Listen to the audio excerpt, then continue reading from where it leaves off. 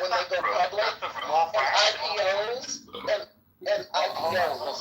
King, hold on a second. Oh, thank you. I'm gonna go to my financial guru, Ifeani. Ifeani, how you doing, bro? Doing great, you? Man, any day I wake up is a good day for me. So what do you think about this conversation we're having? You want to chime in? I do, man. Actually, just want to talk specifically to the private equity conversation. I understand the fear around private equity, but it's simply equity in private companies.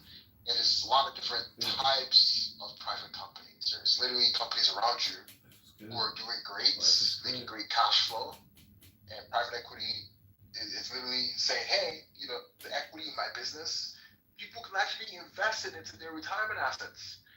I don't need to go public first. I can sell it directly to you through like an intermediary, an advisor like me, or some companies can package it up. Now, there's some terrible people just like the world. There's good people, there's bad people. There's people doing good business, and doing bad business. If a company comes in and gobbles up your neighborhood and tears it down, well, that's bad practice. That's bad practices. It doesn't necessarily reflect on like the entire concept of private equity. So we should actually be grateful, or at least appreciative, for that executive order, because it opens up opportunities even for small communities, right? So can I read this real quick? I just posted a link in the chat.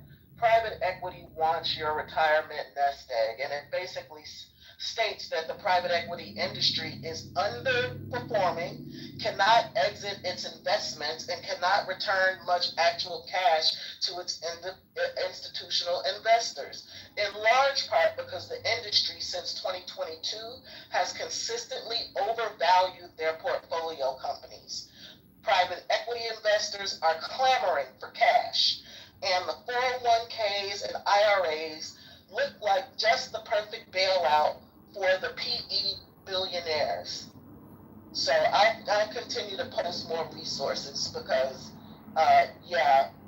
people are obsessed with Epstein and all this fucking bullshit. There's a lot other things going on that people need to be paying attention to that have real material impacts on their futures. All right, guys, go to popcorn style. Go ahead. You don't have to allow other people's stories to impact, because it's the law, right? It's widespreading, right? Because some companies are failing, like think local. The real estate in I don't know what city you're in, but essentially people can start investing their future if they love a city, and there's a private equity offering in their city, their community, like community centers or whatever, they can literally issue shares, especially now with crypto and whatever, they can literally tokenize their shares as private equity. It's not listed, it's not a public company yet, but people can literally invest in new ways. It opens up new opportunities. You're worried about the legacy companies, the big companies, but I think don't attach yourself to that story in particular. There's some bad actors, but this is America. Each state is different. Each company is different. It's just a matter of perspective, right? Well, I gotta be honest. I only speak for myself. No smoke with King, but I'm more interested in Epstein files. I want to know if our president's a pedophile. You already know that, though. You already know. We know he is. Nobody knows that. This is not the first time. This is not the first time he's been accused. Stir in the pot. Stir in the pot. Basically admitted sexual assault before he was elected the first time. Y'all didn't give a fuck. No, he did not. Grab him by the pussy? Is that not a description of sexual assault? He said they like you. He didn't say he sound did it like without He did have a civil trial. There were definitely lots of facts that were provided for voters to peruse if they wanted to. A lot of his voters decided that they didn't care. A civil trial in which... Yeah, that's not good. So, in any case, civil trial George said, I would love to be able to retire, and I've worked hard to accumulate, to save, and I don't appreciate the fact that this person, like, with no checks and balances, can just fuck over my shit. Wait, and just hold up really fast, because you left out part of that quote, Norm, because right before he says they let you do it, he says this: I just start kissing them. It's like a magnet. Just kiss. I don't even wait. And when you're a star, they let you do it. You can do anything. They let you. Wait. They let you. So no. He said again. Look at what's being said. It says I just start kissing them. It's like a magnet. Just kiss. I don't even wait. Meaning he salted there. And then it says, when I was because you're a star, they let you do it.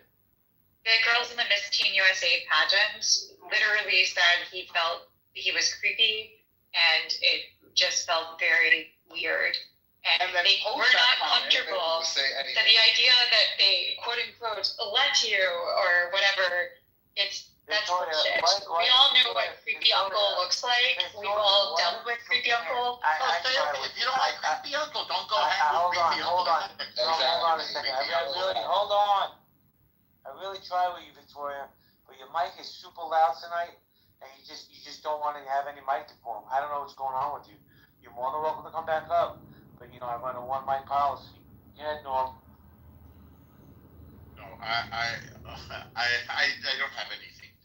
He said that they allowed him to do it. They let you is consent. That's number one.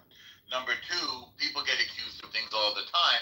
To assume that an accusation is a conviction or is indicative of guilt is really absurd, and I think it says more about. Where's Bongino?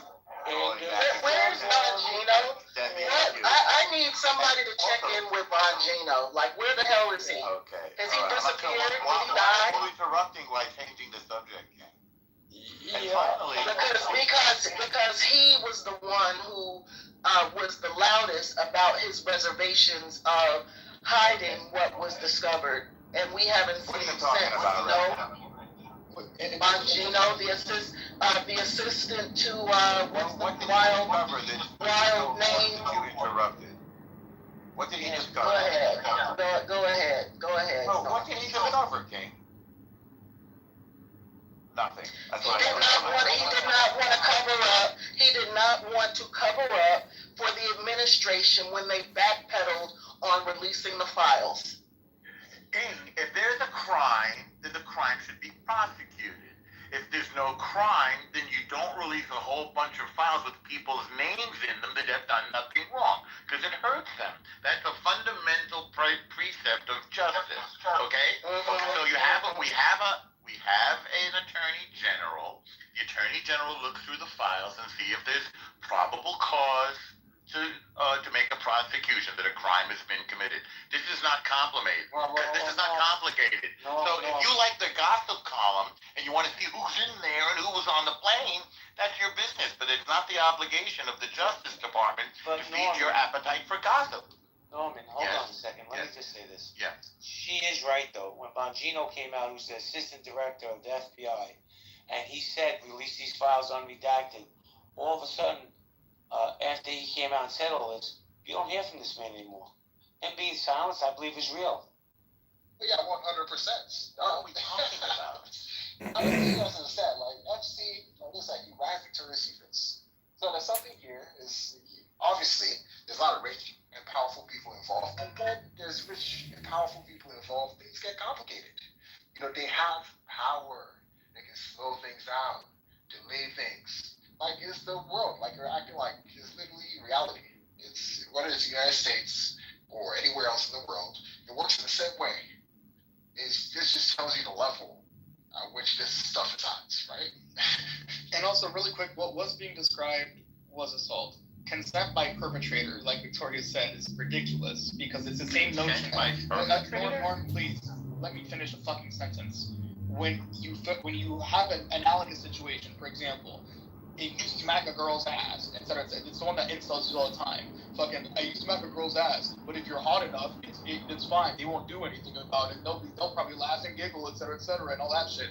that doesn't, just because they laughed and just because they giggled, etc., doesn't negate the fact that what just happened, the action that was sexual assault, which is slapping that person's ass unconsensually in the same way that they says, I just start kissing them. It's like a magnet. Just kiss. I don't even wait. And then he adds, and when you're a star, they let you do it. It's not that fucking difficult to understand. You're making a very, very ignorant analogy that has no application. Yeah, Norm, I got this, if you'll let me go. As someone who worked in the entertainment business over 40 years now, what Trump described is 100% accurate, and it is 100% not assault. They let you. Period. And to describe it as anything other than consensual is a lie. And when the actresses or people like that come back 10 years later and say, oh, I don't know, I felt creepy and violated, it's because they're trying to save their own reputation, and they're trying from his to own live. mouth. Just kiss. I don't even wait. That's what he's saying. He's not waiting for consent. Out of his own fucking mouth. Thank Not what he you. said. They're trying to save their reputation because everyone knows they were whoring themselves out for a better opportunity. You see it every day, and that whole Me So Too teenage movement- girls at a beauty pageant were whoring themselves out. Yes, they were. Okay, got it. Take that to the bank. This is a level of fucking Take delusion that that we're at. to the bank. And you know who else was whoring them out? Their mothers and fathers. How about the one that was there to see them get? Wait, is it weirder for them to be whored out or for Trump to go there to see them be whored out? Now that is So you're telling me that Trump was there to be from whored out teenagers? Epstein. That is separate from what happened with Epstein. So wait, no, I'm asking. Was he running shows? Was he running pageant shows for whored out teenagers? Why are you so And bad, directed dog? Like, somewhere else. It has nothing to do with Trump. Thank you. It's all right. So, You'll see I your was buddy gonna Weinstein say- a little bit later. You can see your buddy Weinstein in a minute. So real quick, this kind of I have nothing what to Alan's do with saying is Weinstein, goes along with what I have Weinstein's always conviction thought. was overturned, by the way. The world will be a lot better when people in Ellen's age group die off finally, like the 65 plus Fucking crowd. amen. Like I think you'll die first, these frankly. outdated views of consent. Like we just need to wait for them to die in 10 years and just call it. I think you'll be dying first. People I'll to tell take you the truth. Let me respond to this, mother. bro, the guy's I wish upon you that you live to a ripe old age and that you live beyond 65, 70, 75, 80. And that's the difference between you and me. Great, it's not. I don't wish you ill will. Oh, I don't have anything against you, Alan. I hope you live a long, healthy life. That's the type of person you are, and that's the type of person I am. Don't take it personal, okay? I'm just talking about these old school I am mentalities taking it where personally. consent When is you questionable, say where people there's like predatory Alan, behavior amongst when elderly you men. say These are old people school like thought processes. That's I don't the want to yell over type an of elderly man, person so you go are. ahead. I'm sorry that your father didn't love you more and you turned out gay, or that your mother abused you, or maybe your father sold you and that's why you became gay. I really do. You can tell him. That's why you defended to Venezuela. wish for a group of people So to he's die. trying to It just get a shows response how because you're right. he's upset We because I called him did predatory. fail because we You're should have just mad worn because you a have the brain of condom. Hold on a Fucking second, inbred gentlemen. retard. Hold on a second. I don't know why we're not attacking the point and we're attacking the person. Can we dial down the temperature a little bit? Sure. I was just gonna say, Alan, if you're mad because I say older people have poor predatory tendencies, that's a personal problem. This is not a personal attack against you. You can wild up and going down this tangent about me being a fag is so weird because it just shows that it obviously upset you. And that I'm sorry. Like I didn't mean to upset you. I'm just talking about these mentalities where it's okay for someone to be predatory. Well, I'd like to answer your question, Pepe. So sometimes I think maybe I'm the most annoying person because so many people, fight back against me. They clip my accounts. I've had, over 30 accounts clipped. You've probably had equal number of accounts clipped, if not even more. I'm gonna submit that Slippers is probably one of the most annoying speakers on this app, but also because he takes that extra step to spend all his time trying to get your accounts clipped. So I would submit him as a top runner, maybe top five. Then let me think of some of the other top four for you, because I know What you makes need some say that content. he spends all this time to get my accounts clipped? Well, he has spent an incredible amount of time getting my Instagrams clipped, my Clown House accounts clipped, and if you've ever heard him, go off, he's a pretty insanely toxic person. For example, he was screaming at the top of his lungs that trans shooters are not the problem. It's young white men. Yeah, it's young white men that are the problem. 80% of all shootings. And I said, post the receipt. Let's see the link to see that data. He posted a paywall. We finally get the real numbers, and guess what? It's only 50% of shooters who are white. And there's a lot more data than that. That they're suicidal, that they have a history of violence, and that their average median age is 34. So, there's just a lot of screamers on this app who want attention. They wear slippers. They think they slide around on the ground like the shit don't stink. But the truth is, they're the most annoying people on this app. I can agree. I mean, I can think of many people. My name's Monica. And, there was, I was in a space earlier and some women were joking about it. Like, what is it like having sex with her? Bitcoin. Keep on moving. That's a little bit, the thing is, they have their little safe space. Let them have their little safe space. You don't have to mock an obese woman who has no sex life. But maybe she had a sex life at one time. But the question is, who is the most annoying? Now, I gotta admit, it could be me. It could be you. But we don't know for sure because it's subjective. Well, okay, so like the other day, somebody was attacking me. He's like, "Oh, you're using the N word again. It's not cool." What N word? Can you tell me what that word is? Monica came into the room. What is the N word? What N word do you use? She's like. That's what I'm wondering. What is the N word? What is the N word you're talking about? The one with the hard R. The one with the hard R. You have to say it. I don't know what you're saying. What the fuck do you have the replays on? Oh, let me take I don't know why you're acting like you didn't just drop the hard ER like 50 fucking times and ran. It's on replay! Yeah, why are you just sitting here criticizing Pepe when I just heard you like talk about I'm waiting, Pepe. Do I need to guide you? Alright, there you go.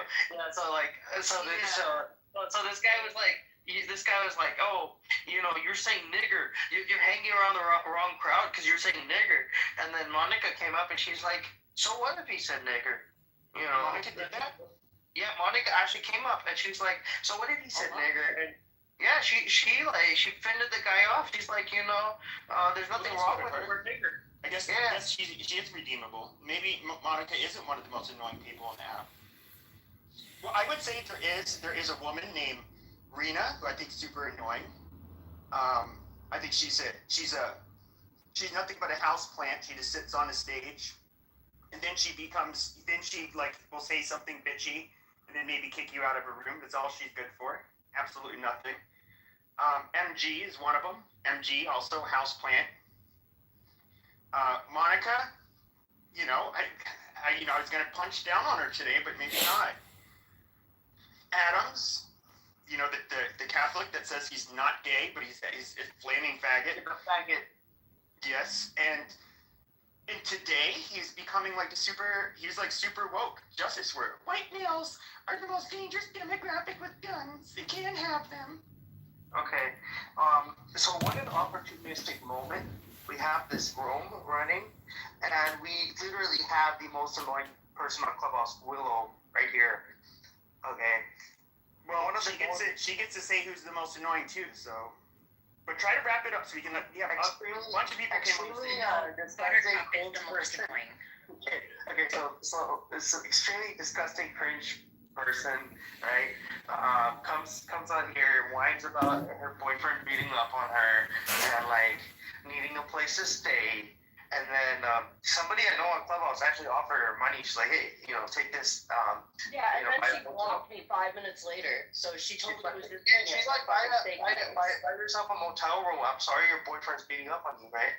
And then this girl Willow, what she does, she starts a room about this person the next day, and what a bitch this person is. Well, you didn't start the room. Okay, you didn't start the room. Guys, this isn't the room that we're gonna start drama. Hi, Nikki. Who would you say is the most annoying person on this app? Well, yes, I absolutely concur about Rena. It's not even that she's the most annoying. She's just like useless. Like there's no purpose to her being on this app. Because in any room she's in and gets modded, she plays Little Miss Helpless fucking ugly bird. And then you have other people that have to be Captain Save-A-Ho. And yeah. And then there's Buttercup. Buttercup is the new annoying. I just want to break that fucking girl's neck. If any of y'all know Buttercup, oh good lord. You just don't understand. We've all been lied to about Zionism. It's the Zionist narrative, which is a lie. You've been fooled, Nikki. We can't live with this. This is terrorism. We're the baddies. Josh, I saw you were about to say something. Yeah, I was gonna say, why don't you like Buttercup? Because she doesn't agree with your Jewish narrative. Your version of your Jewish narrative.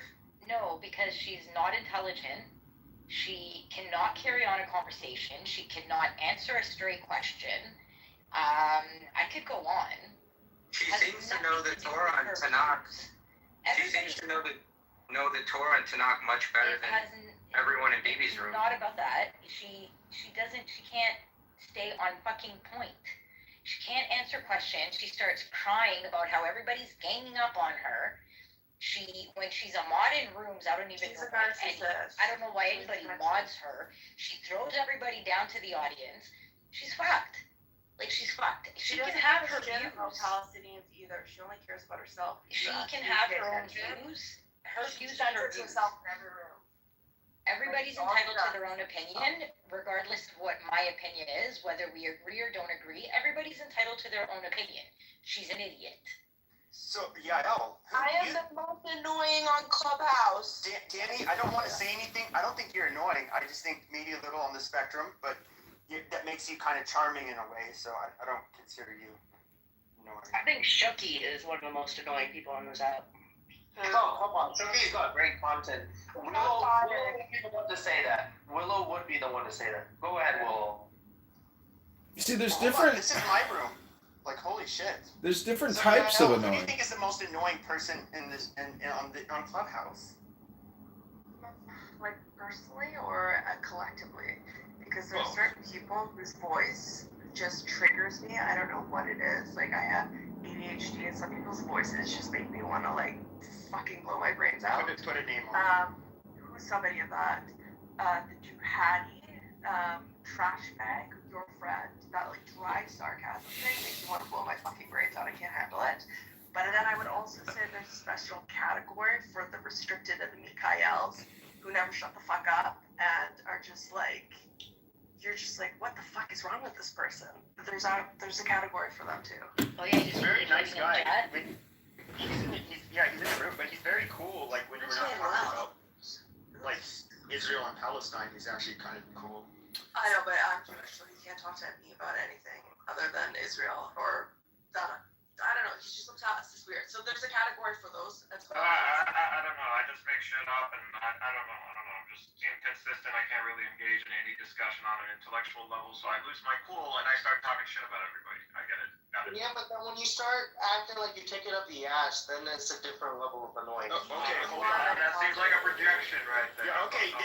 I understand the Indians and the Zayos. The evil Zayos, they team up against the Muzzies, and we can't, I don't want this to be one of those cases. I bring in the Indians.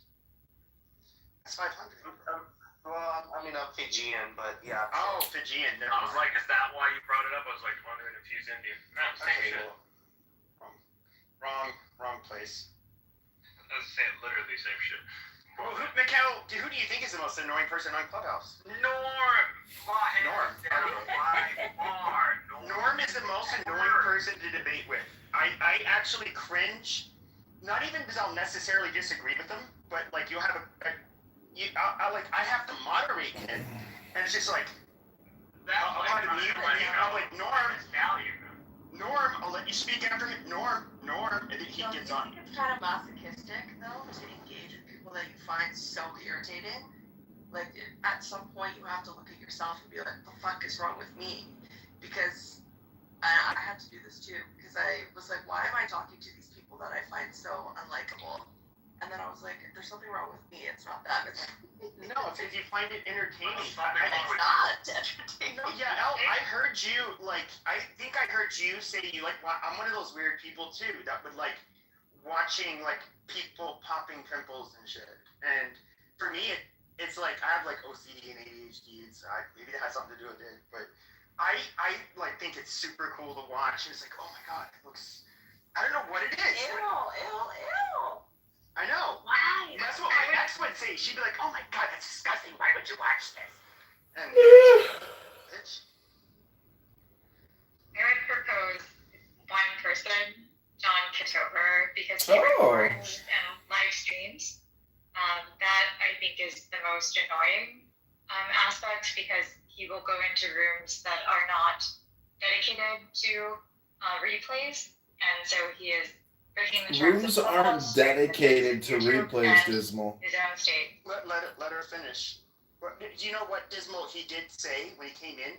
He did admit that he was likely going to be one of the people that people would find the most unpopular on Clubhouse. Yeah, I think he and then I would add, I don't know if he's in here, so I feel like bad saying it, but Dr. Adams.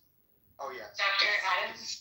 Yeah, he screams into the microphone in a way that is so annoying. I can't take it, especially in the morning. Like, big black bone bitch, fuck you. You know, like it's amazing. He does that. He sounds like a ratchet black woman, and he's like, he like mocks black women. And I actually thought he was a woman when I first heard him. I didn't know he was a man. He's gay. He's gay. He's dating Fractal. No, he's actually not gay. Dude, we talked to him. He's been telling us, I'm not gay. Yes, you've always taken it. Yeah, but his whole thing now is that, like, apparently he's not gay. We're like, oh, how cute, Adam. Okay. Exactly. But he would, like, but he's like, no, I'm a Catholic. I'm straight now. It's like, I'm nice. Bullshit. He's an embarrassment. I like him for who he Those are really the only two. I think everyone else I've been able to manage or tolerate. I don't. Yeah. Everyone else, like, I can actually like see them in other rooms, and I can like find like good parts of them, even if I don't like agree with them. I'm still able to like speak good. What about that girl that always say, "Yeah, Dad"? Oh yeah. Big one, bitch. Yeah, what is her deal? Why does she do that? I don't understand it. She's goofy. She's been doing that for 3 years. I know, and that's why I'm like, dude, I get it. Oh yeah. A few days. That's why.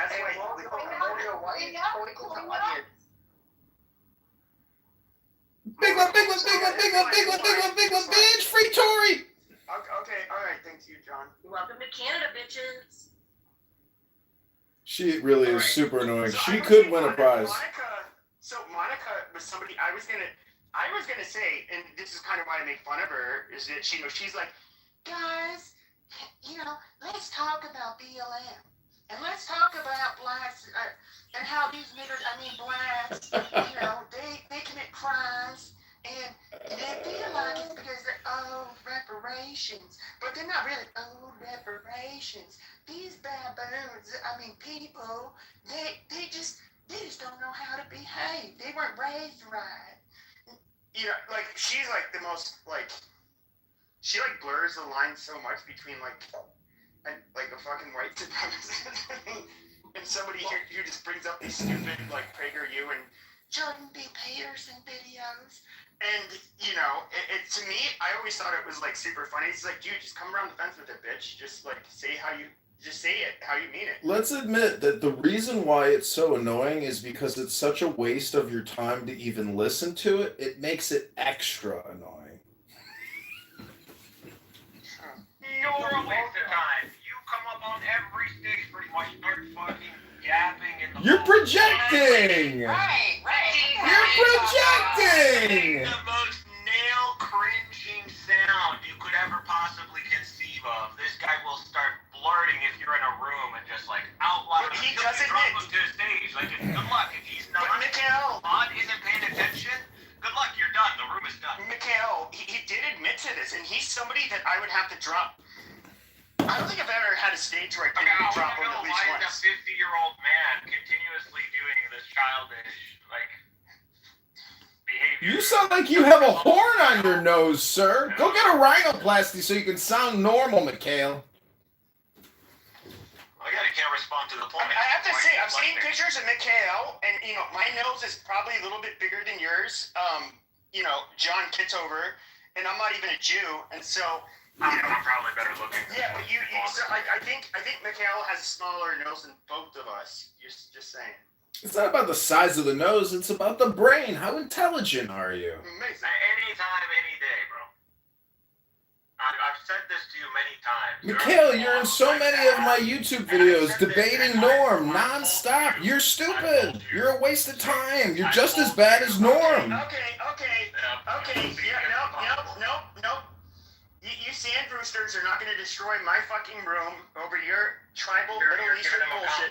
You're giving him a compliment. Nobody's got to destroy your room. You're going to get clipped in 5 minutes. You have to spend 20 minutes creating a new account. It does not matter what these people are. This is America. It's not our problem. In fact, I get it. It's not about that. I'm saying in general, in any discussion, if you think like, here's Pepe, there's some mods here. I'm sure they don't really. They're not on my side. I'm pretty sure they can run an objective room.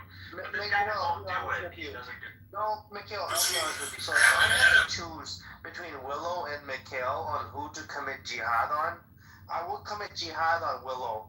I wouldn't commit jihad on Mikhail if I had to choose between the two. Okay, that's how I'm going. Bro, you would be, look, honestly, like, fuck you, motherfucker. Fuck your country. I hope George Bush drops more bombs over your head. George Bush is not even... America's my country. And just because you have a personal grudge against me doesn't mean that I'm the most annoying. I was also just for like the idea of just like, oh, I'm gonna drop bombs in your head. That's kind of bullshit. Yeah, quite frankly, I don't want to turn this into, you know what, there is every given day, there are whining Jews and crying Muslims that are... Do you want to get the most annoying? Are you like, is this your, This is me trying to be annoying, yes. You're campaigning to be the most annoying, great. Sure, and so, that is what we hear all day. It was sad that you aren't in the whole poll that you put on. Is that what is happening here? Wait, is there a poll? I didn't do a poll. The reason you're There's always listening to this a shit. poll. The reason you're always listening to shit is because your whole white America got hijacked by a bunch of Jews. That's what it is. And they still continue to. Anytime you try to have a conversation, they're gonna hop up on stage. And they're gonna LARP, and they're gonna pretend like they got all these white badges. But in reality, once that room's over, they'll go, we're Jews, we're Zionists, fuck these guys, death to Edom, death to the West, death to whites. All right, Mikhail. I'd say one of the two groups that were the first two I encountered on Clubhouse were right-wing Clubhouse, which was kind of going through they were fighting a lot at that point, and then it was the Jews, which were also split in half because they hated each other. And then so that's kind of where a lot of them were from. I want to point out that I'm leading in the poll for being the most annoying person, and I'm not pointing, you big stupid dummies. Even though I'm on TV and I'm a model, I'm famous, you stupid dummies. And the fact that all these people in all these rooms think that a white guy who's actually a faggot pretending to be a black woman is me, it's ridiculous. Ridiculous. It's as ridiculous as Dr. Articulate. Dr. Articulate. Point. So, you know what? Dr. Articulate and maybe Concrete are the two most annoying black men on this app. I can just say that. Dr. Articulate. No, he is a shit stirrer. That's all he is. You're talking about Moink, right? No, I'm talking about Dr. Articulate. No, you big stupid dummy. We're talking about Dr. Articulate, not Point. You big stupid dummy. Okay, Mojo. Responsible. Dr. Responsible. So Dr. Articulate is somebody who will go up on your stage and he gets kicked. It doesn't matter if it's pro-black, left wing, right wing. Doesn't matter. He likes to go up, be a protagonist, or often an antagonist, and he basically he'll center himself. He just nonstop. He's a super annoying fucking troll, and he's not even entertaining. And he just insults, whoever's like in that room. I think the whole app thinks he's annoying. I can't stand it. And Concrete, like a fucking baboon. He's always like, you can hear his high cholesterol in his voice. He's like, he just sounds disgusting. Mojo, do your Concrete impression. Well, I'm going to think about one word, and then I'm going to think about the next word and string them together very slowly. You guys are stupid. You guys are dummies. Now hold up, Lion. Hold up. Concrete's just goddamn, he's annoying. Fucking. He's a block of concrete. The name actually implies who and what he is. He's as dumb as a block of concrete. No, how about Jonathan Bing? All right, everybody, welcome. This is the Jonathan Bing Show. We are live with Nothing to Pega. We are on Chatter Live. This is the Nothing to Pega and the Jonathan Bing Show.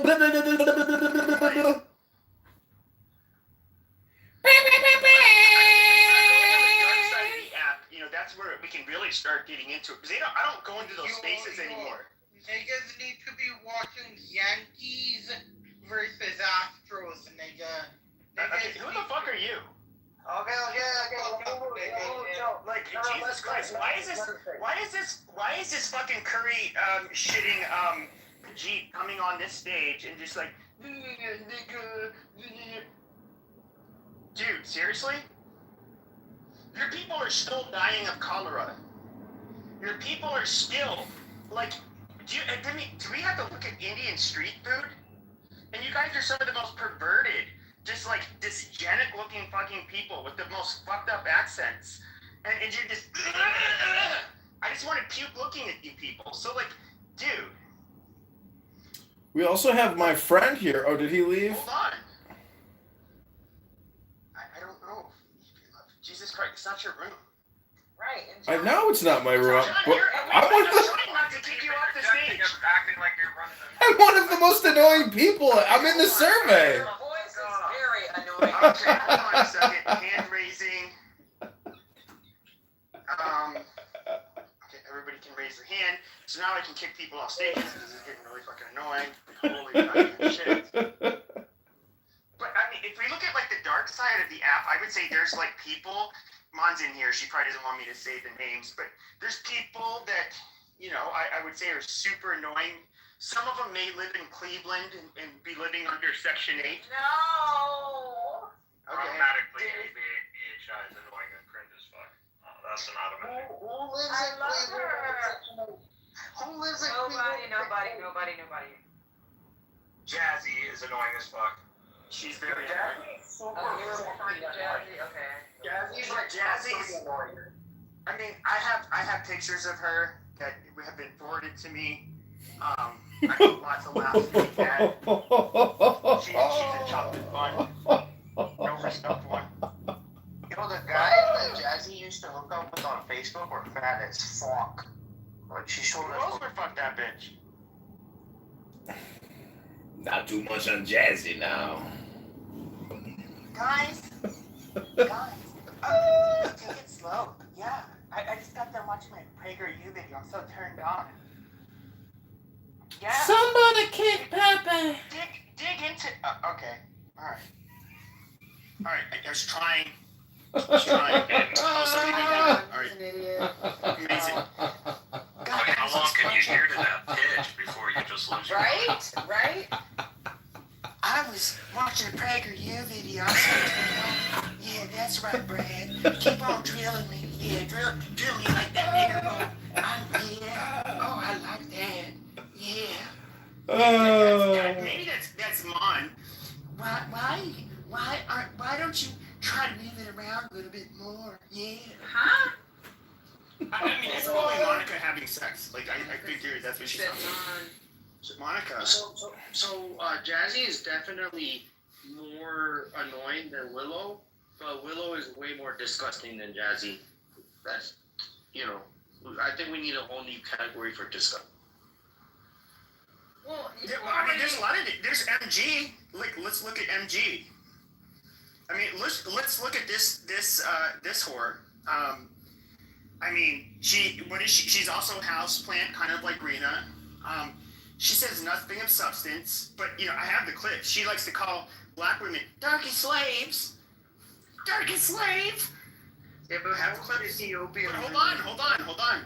And she's not European. She's like Ethiopian. She's like, oh my God, we're the prettiest. No, you're not. You guys are still 5-headed, disgusting-looking creatures. I'm just being honest with you guys. Like, diseased people. Like, I mean, fuck. I've never seen a buff like Somal or Ethiopian, and I've never seen like an Ethiopian with a shapely body. They just look gross. What? They haven't seen a lot of Ethiopians then. And I have, unfortunately. I mean, sure, in America they might get fat. Not like they don't fill out like you West barely Africans. met in America.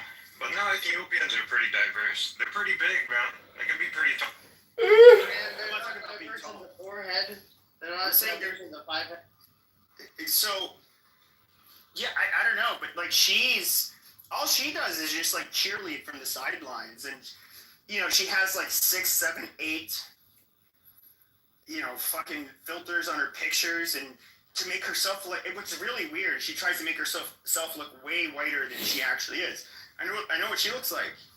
Yeah, there's no diversity. And there's people that there's people.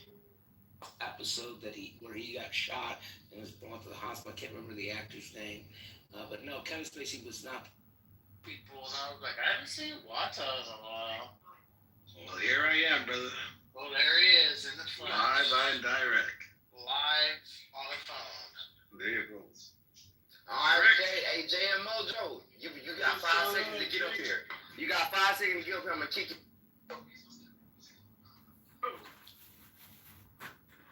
Fucking rain delay. Okay, Jay. Oh yeah, I thought so. Yeah. You got 5 seconds to unmute your mic and say why the fuck you wanted me to kick you. You gonna kick me out of your motherfucking room, Tony. Yeah. Sure is, bitch ass nigga. Now you wanna talk, pussy? You was down there for 5 minutes doing what? I'm down there for 5 seconds, Tony. 5 motherfucking seconds. You were down there playing with that click.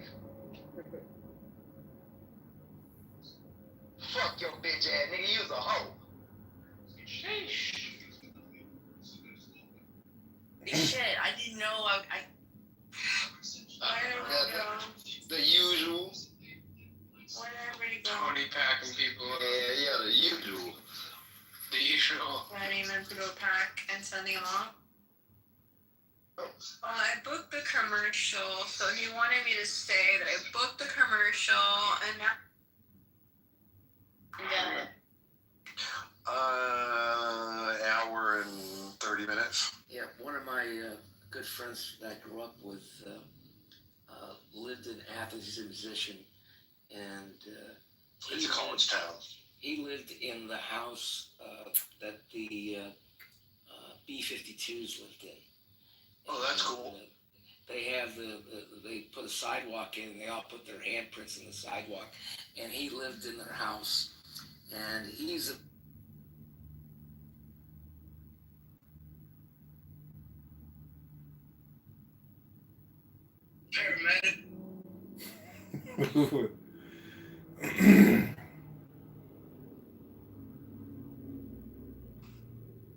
God made me Indian, I'll fucking kill myself. I get reparations. You don't get reparations.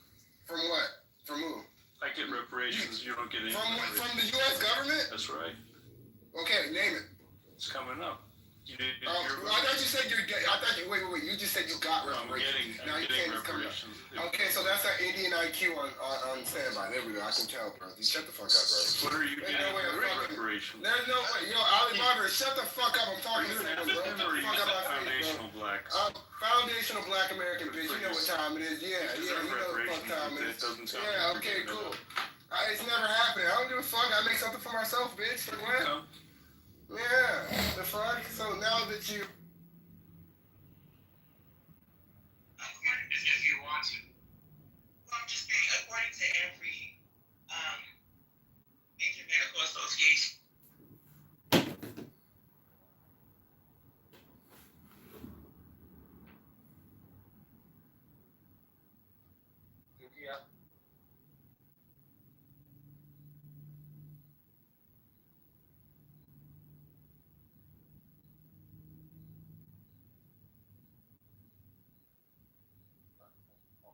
You're using this as justification for voting for Donald Trump because you hate immigrants, because you hated immigrants, and he got rid of the immigrants, but he didn't get rid of his rights. He didn't get rid of his family. What the fuck? Like this all this contradictions. I understand. I'm saying, King, I get it. But what I'm saying is, they are not coming here and trying to make me speak their language. They're not doing like that. I worked in the polling booth. I don't see white folks who parents came from Germany or Europe coming in my polling booth and demanding them. Because you probably live in segregated areas. Because that literally happened to me. This woman called the news on my voting precinct and said, because we didn't have Spanish, I voted stickers and said, yo, vote. In DeKalb County, Georgia, a predominantly Black American English-speaking county, and this Spanish lady called the news up there because we didn't have Spanish. I voted stickers. I got asked the other day by a Muslim from Africa, why am I still a Christian? And I know that white people beat this religion into us. The other day, a Muslim immigrant, I'm like, bro, I'm Christian. I understand how this thing went down. You know, as a matter of fact, it's nice for me to talk to you about. Why are you a Muslim? That's Abraham as well. And so this is what we're dealing with. I'm not going to keep allowing folks from other countries to come in here and talk shit about my heritage. As fucked up as the history is, we Black American, King, and I have to be that first because I don't want to leave this motherfucker. I do like it even with all the booze. And I do want my kids to thrive and have my life in their hands. And not have to learn another language to be successful. I land. Thank you. So you hear me, that's the real Democrat. That is exactly. Sorry, I don't mean to talk over. Hold on, Sean. I think King wanted to respond first, and then Sean, you got it, and then Project. Okay, King. Once they're done trampling with the Constitution, this won't even be the America that you've experienced in your lifetime. Okay? So we have to understand what America is and what it would be without the goddamn Constitution and the Bill of Rights and checks and balances and all of those safety measures that protected us from dictators and fucking tyrants. Presidents don't rule by edict. Hey, if you want to fundamentally change this country into a monarchy, because you don't like people who want shit in their language, who are multilingual, God bless them. I'm very envious. I wish I spoke more than one language. It would just increase my value, period. As a worker, as an entrepreneur, all of those things, because guess what? This is a global economy, and it will always be. But if you guys want to drown yourselves because somebody else is speaking Spanish or needs interpreters, and want to, be ruled under one man by a pen, by edict, then it's right now you have the right. Right now you do. But fucking shoot enough holes in the Constitution, you will feel it and you will not. King, are you seriously suggesting that the Constitution is being adhered to? It's trampled. It barely exists. John, let her land, John. King, did you land? Yeah, I'll just mention that, if people need to pay attention. The federal courts have said explicitly that the things that he's doing is unconstitutional. And I'll just leave it at that.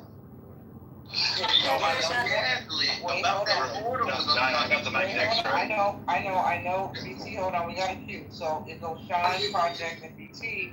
But I think John wants to get in there. So hold on, we're going to go Sean first and then Project. Go ahead, Sean.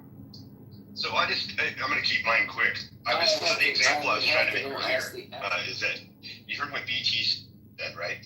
He's a Democratic voter. And he said, and he's voting for what the better choice is. And I'm not saying the better choice is best. Maybe not good at all, but it's choosing one over the other. Surprisingly enough, you might not know, but I was a straight ticket Democratic voter since '96 when I was able to vote for Bill Clinton when I was 18 years old. And I voted straight ticket Democrat, vote all the way up to Trump's first election, second and third. The reason for that? Because I was tired of the Democratic Party promising things, and instead they put the money in their own pocketbooks, and that's what they were doing. They were not being transparent. They would say things that sounded great. I loved everything the Democratic Party has to say and stand for. And if they stand for what they say, I'll go back to Democrat all day long. But so I'm just trying to explain, we need to find middle ground as Americans, because what I was frustrated with was just hearing such an extreme side. And you know what? You have the extreme MAGA, you have the extreme left MAGAs. I mean, whatever you want to call that, leftists, liberals, whatever you want to call that. There's the extremes on both sides, and we need to find our middle ground again. And I really appreciated what BT said, because I literally agree with everything BT was saying. And he's a Democrat. And currently I'm registered. I changed my registration to Republican, 9 years ago now. So, I just wanted to share that. That was kind of the point I was trying to make earlier. I apologize for raising my voice and didn't mean any offense. I just trying to make a point that I just wish people could. This is why we have conversations here, and I appreciate the stage, and thank you, everyone. I appreciate you all. Thank you. Hey, Sean, real quick, bro. Question. I hear what you said about Democrats having their own self-interest, and now you've, reformed and changed your registration to Republican. Listen, as you know, I've been a registered Republican, since I started to vote. Since, first time I voted in 84. I've been registered. Now, I'm not loyal to any party. I vote my conscience. I voted for Democrats. I voted for Republicans. I voted for independents. I never voted party line. Anywho, my point is, really more of a question. So, our current president, as you know, I'm not a fan of his. He utilizes, in my humble opinion, just based on the facts and the evidence and the history, he uses the office of the presidency of the United States to perpetuate his own his own self-business interests. He goes on foreign trips representing the country and goes to his golf resorts, to his places of business. That is such a violation of the Constitution, of the Emoluments Clause, that it's really quite sad that more people don't raise that as an issue. If you're the president, you're elected, fine. How are you going to be the president of the United States and hawking tchotchkes? He's selling watches. He's selling all kinds of paraphernalia. While he's the president, he's promoting his business interests. That is really a sad state of affairs for me. And I don't see how you can say that it's okay for the president to run the country and to promote his own business interests while in office. I mean, up to now, that people separate their personal business from the presidency, and it seems as though all those norms are gone out of the window. Okay. Well, let me push back real quick, and I promise I'll keep it less than 30 seconds. I think the same thing could be said about lots of other presidents, including the most recent past President Joe Biden. How many days was he spending on vacation and not in the White House? That would be one example. Another example would be how about Nancy Pelosi and the advantage she has on the stock market, doing better than some of the best out there because of insider trading. Yet you have other people who insider traded for change. Martha Stewart, great example, right? And she spent some bit of time. We totally agree that the Congress should be trading stocks. I agree with you on that. Yeah, totally. So you get no argument from me, my friend. Yeah, no, and I agree with you. No, I definitely see now. I was way more left I definitely was much more of a straight ticket Democratic voter. And of course, I will share that my mom was a retired school teacher in the elementary school for 37 years, and my dad worked for mental health for Santa Barbara County. And both of my parents obviously leaned more towards Democratic values because that typically the party stands for that. So I definitely was a product of my parents, and definitely until I got older, owned my own business, started to see look at things a little deeper and read a little more into things. But I think it's difficult to get true information. I think that's the call to action that all of us should be demanding is truthful before you publish it. Really have truthful stuff before you put it out there, because people read the first news, not the second news that comes back later saying, oh, we were wrong. Everyone remembers the first news that comes up. We make our judgments before we do our research on things, and I just would like all of us to do better at that. I mean, including myself. But yeah, I gotta go, but I hope you have a good evening. It's so good to see you, Haroon. I've been missing you, and look forward to hearing about your trip. I'll talk to you later. Talk to everyone later. Love you all. Thank you. Sean, sure. Before you go, where are you on stage? I hear your voice, I don't see you. Which one are you? Right next to you on stage. What? I think I am. Oh no, now I'm diagonal. Yeah. He's right beside you, to your right. Yeah. Which one? I don't see. I look like something. Yeah, it looks like something from a cross-color commercial from the 90s. Look to your right. Literally, take your picture and look beside you. I don't think you're here. At least I don't see you. But anyway, I agree with that. It was so refreshing to hear you and BT speak, because it's so refreshing to hear this. I mean, you guys get it. You get it. And when BT talks about, imagine the hubris, right? Me being in Mexico as a man in a sticker to vote in the Mexican election that says I voted. I mean, it's unheard of. Nobody does this with the United States. And King, I mean, I love you. I think you're a terrific lady. But for you to suggest that we don't have a right to secure our borders, I mean, who the hell, what country believes that?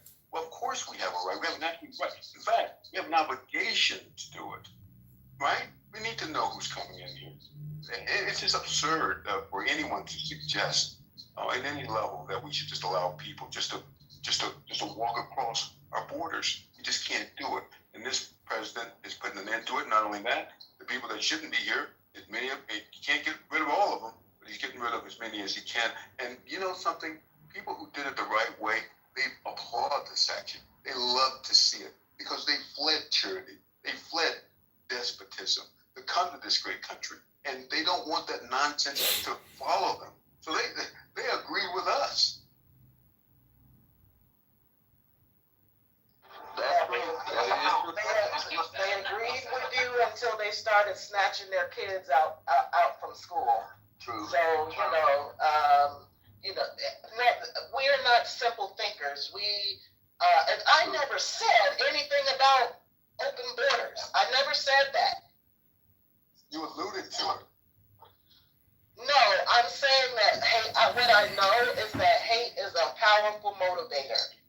Hate for other people. What you said, with all due respect, King, what you said was there are people who are in this country who are illegal and they have children, and you went on and on and on talking about how we should accept that. That's alluding to I never said that. I'm sorry.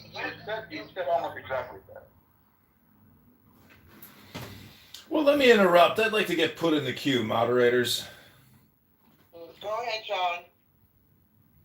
Yeah, this is something I saw on X. It says, a country run by banks will always be in debt. Healthcare run by big pharma will never cure disease.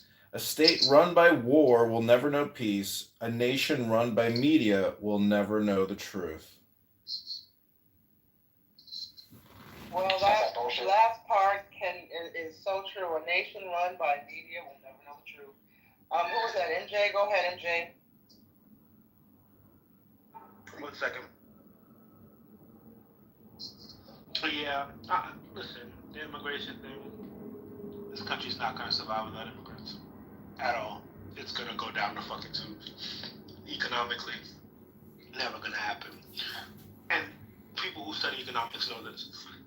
So, the thing is, people want to find a real solution, a real process that actually works. You can't control, the United States cannot control its borders. If the United States can control the borders, we wouldn't have a drug problem, right? But we have a failing drug war that's been failing for the past 70, almost 100 years, man. Let's keep it real. So, in this situation, you have no control over the territory that you call a border. You're going to have a process by which people who get over, right, are going to, find a way to integrate into society, because you're not going to be able to deport them all. You have to have a level of common sense when making these decisions and making these policies, and this is why they win you over on silly policy that they'll never be able to implement. They'll never be able to deport all of these illegals. They'll never do it. 4 years, 8 years, 12 years, it'll never fucking happen. I guarantee it. So, do you really want a solution to the process problem? Or do you want to let them leverage this issue for rhetoric forever, never solve it, and we just ping pong between people selling dreams? That's the real question. As a dear friend of mine used to say years ago, there's a bunch of dream sellers, as you put it. They're selling the dream of eliminating illegal, unauthorized entry and illegal immigration. Listen, any sane person would say, of course, the borders need to be secure. Of course, we need to interdict drugs and stop drugs, from porous borders. That goes without saying, and we'll say it just to be clear. And at the same time, there is a process for legal immigration, and it needs to be revised. And we do have laws that say people have a right to present themselves at the border and to seek asylum. And then there's a process to make a determination whether or not their claim is valid or invalid. But to shut down the whole process, I think, it doesn't serve, in my humble view, the best interest of this country. It's not a solution. Because we are a nation of immigrants. It's a non-solution. So if somebody's presenting you a non-solution and you're going for it because it makes you feel good, it's very different than somebody actually solving for the problem of undocumented people in the country. But politicians don't want to solve it. That's kind of the point.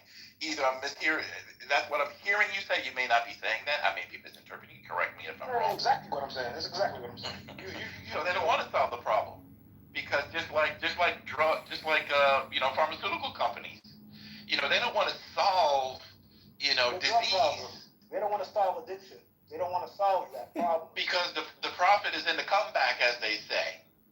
You come back for more. If you solve it, then that's the end of it. Now you How go many on people and lose a budget allocation if addiction goes away tomorrow? Let's talk Turkey. How many people lose millions if addiction gets solved for? That's a problem. That's a fucking problem. Because it's addiction, addiction, mental health, all these these are the problems that are making Americans unproductive. It's the reason why an immigrant can come here and run laps, because they don't have that particular problem in their country. But people don't want to address the cancers of America. They just want to slap pretty band-aids on it and get elected. Shit is crazy, bro. It's professional can kicking. The country is literally completely broke at $37 trillion, but we're not insolvent because of the Federal Reserve. We're the world currency, but, you know, it's immoral what we're doing. It's unethical. It's not a fair bargain for the citizens. And it's your congresspeople, it's your congressperson and your senator, which continually passes acts in the $1 to $2 trillion range, creates plandemics, scandemics, and lies to you through their fucking teeth and screams about it. Senator Warren, Senator Sanders, Warnock, they're all fucking degenerate, scum-sucking pieces of shit, and they keep getting elected, and it's unfucking believable. It's we the people that are the stupid people in this game. It's all these winners in Congress and the Senate that have $30 million in their campaign checking accounts that are literally beating you over the head with spam, propaganda, and lies. Thank you, John. Double Agent, I saw you coming off the mic. Were you trying to say something?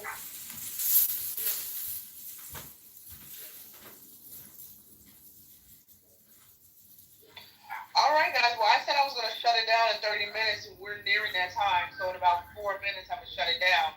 If there are no... Oh, go ahead, Double Agent. I was away for a bit, and I had bad signal. I missed a lot. I wanted to respond to a previous speaker.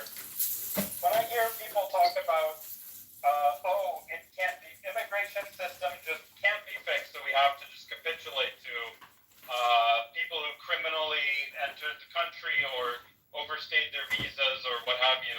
Or I hear a very similar argument made recently with the deployment of armed federal troops to extremely high crime areas of the United States that, actually there's nothing you can do to stop crime. And then there's this weird gymnastics of like, maybe the crime is going down, but it's not going to stay down. It'll go back up as soon as the troops leave, which is, to me, just an argument of, so how do we, now that we've gotten crime down, how do we restructure so that it stays down without the troops? But, like, that isn't how the argument goes. It's just like, Orange Man bad, we need him to stop this right away. We need to, we always said these problems were unfixable, and then as we see them fixing, we're actually crying that they're being fixed because we convinced ourselves these problems couldn't be fixed, or we don't like the way he's fixing it. But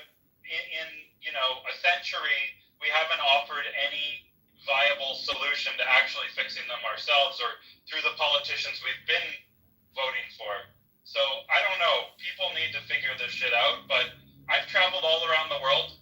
I've been to places that are much worse than the United States, and I've been to places that are much better than the United States. And I can tell you, it is possible for the United States to be a much better place as far as crime, as far as health, and as far as someone mentioned, productivity. All of these things are possible, but the same playbook we've been doing the last century isn't going to get us there. Thank you very much. What countries are better than the United States this year? You're asking me what's better than the United States? Which countries? Recently I was in Japan, Switzerland, all the Nordic countries, Canada in certain respects. What are those countries doing differently than the United States?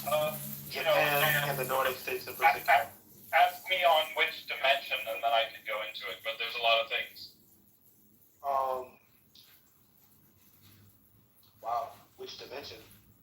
Well, then also what did you notice that was better? Let's start there. What did you notice that was just so much better than the United States? Well, for instance, when I was in Japan recently, not only are things incredibly clean everywhere, but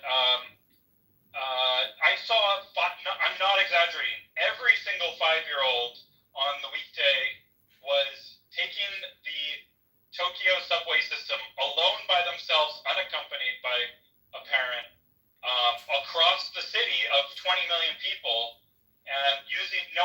use the metro system, knowing how to get around, and there was no one at all concerned that these kids would be abducted, that there would be bad influences on these kids, that they would be harmed in any possible way, either physically or psychically, doing this every single day of their life. And that is not possible in any dense metropolitan area in the United States or government. Did you see military on the streets? Is that why they were so safe?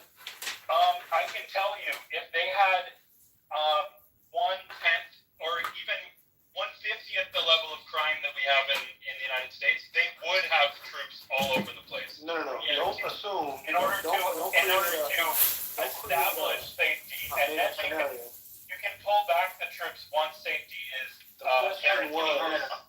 In the countries that you saw this safety, were there troops on the streets? As I told you, and are all the citizens armed? Safety had already been established, so they no longer needed the troops. If you live in a war-torn, high-crime area, you have to first send in armed troops, like they did in El Salvador. They took out $100 million loan. Let me land my plane. They took out El Salvador. Let's stay in the Nordic countries in Japan. Excuse me. I'm telling you how you go from high crime to low crime. El Salvador was one of the highest crime areas in the world a few years ago. Bukele borrowed something on the order of $100 million just for arms. And then he declared martial law. He gave all the troops automatic weapons, and they swept the country. They already had identified who all the criminals were, and they simply removed them from society. Break your handle on the cleaning function of your oven so that you can put it in cleaning mode. El Salvador, Yes. they're on vacation, and You missed the part about him bribing. you will not be harmed. You missed the part about him bribing the gangsters. You could not do that 5 years ago. You missed the part about Is the population, called CINA. It's like containment of terrorism prison. It's a gulag that they put all the prisoners in. That is how they established order and safety, so they can have a prosperous, wealthy country someday in El Salvador. But you have to start by removing terrorist criminals from Bill of your Rights. Yeah, you have to start by removing Bill of Rights. We get it. You can call it whatever you want. Still have due process in the United States, but we'll see. We have more than that. We have the 10th Amendment. We have posse comitatus. We have a lot. But, people want to do, I think, I don't know if it was you. Yes, I think it was you in the previous room. I was amazed to hear the 10th Amendment brought up because, again, this is something brought up usually by very far-right people who want things like ending gay marriage locally. They want to have as much abortion as they want. They want as many guns as they want. They want basically zero federal government oversight. But when we pick and choose, when it's like, no, we're pro-crime and we want... The 10th Amendment is not about government oversight. We want criminals all throughout our cities murdering our sons and daughters, our cousins. The president cannot force children. Unless there's an emergency. We have to have one mind first. We have to have The one 10th mind. Amendment.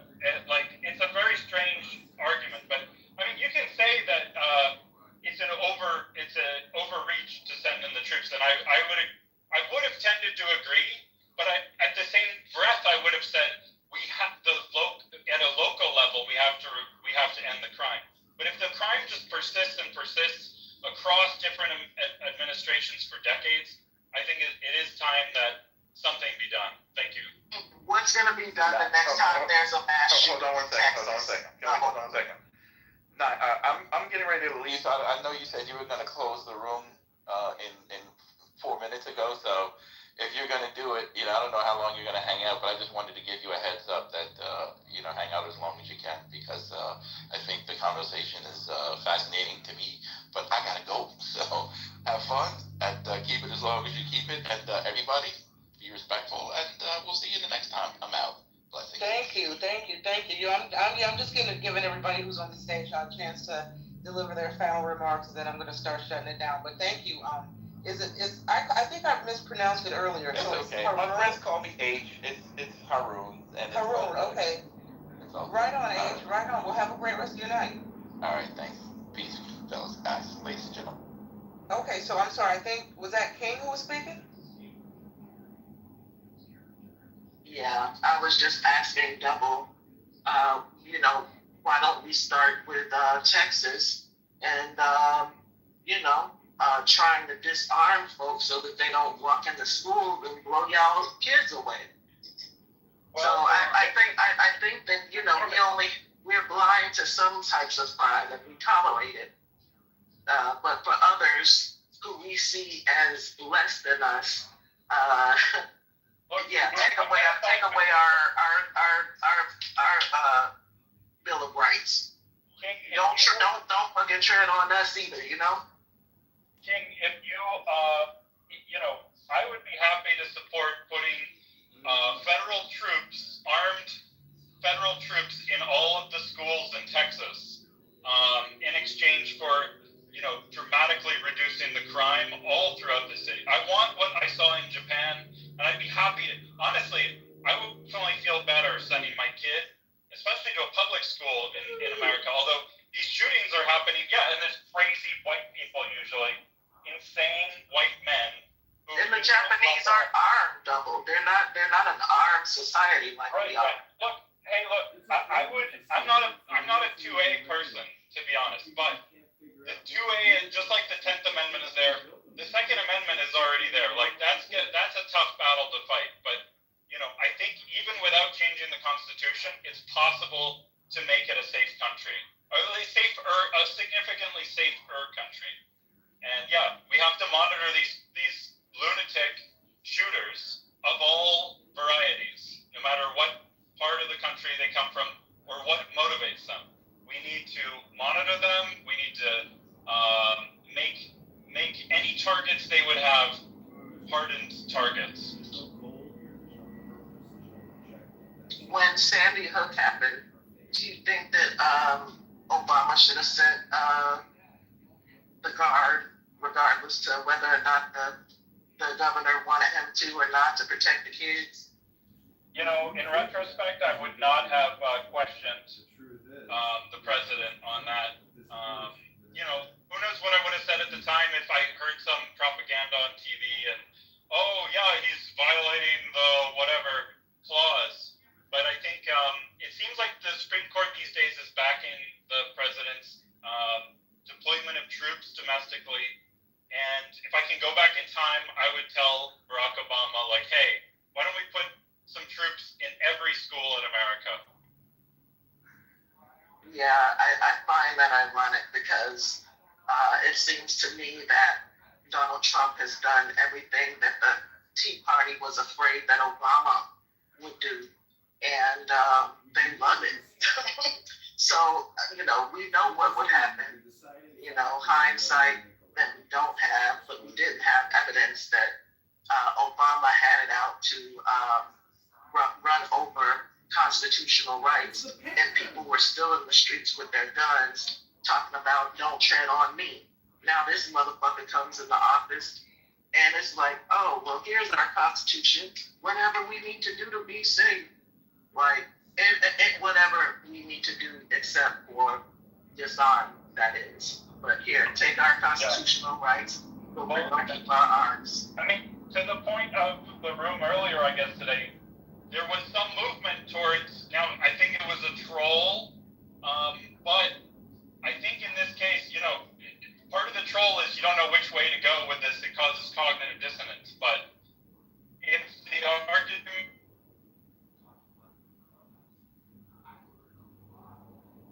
Did you record all those pizza rooms and put them on YouTube or other platforms?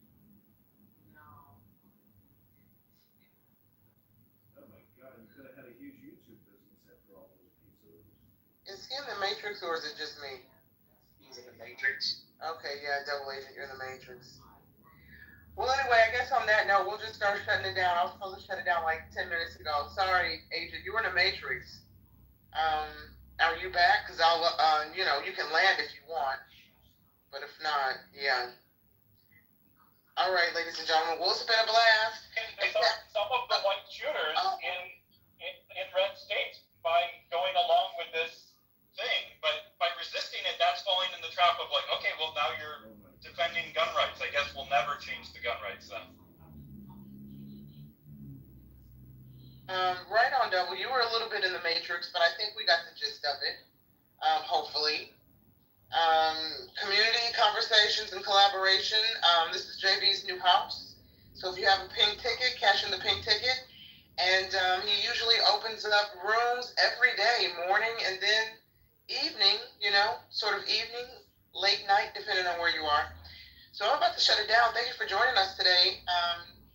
And we will see y'all tomorrow.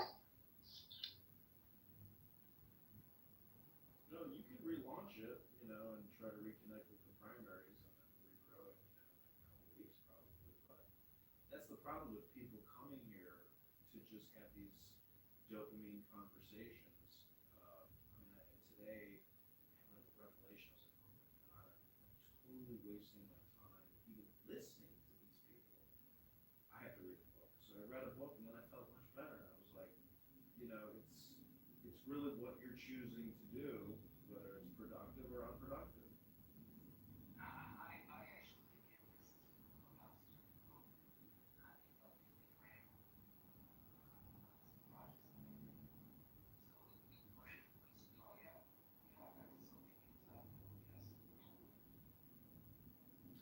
Joe, I don't know if you noticed, I told you this, but I used to have a website called pizzabiz.com, and I sold them how to start a pizza business, or how to start a pizza restaurant business plan. I sold that for like 10 plus years and probably made 50,000 selling pizza business plans.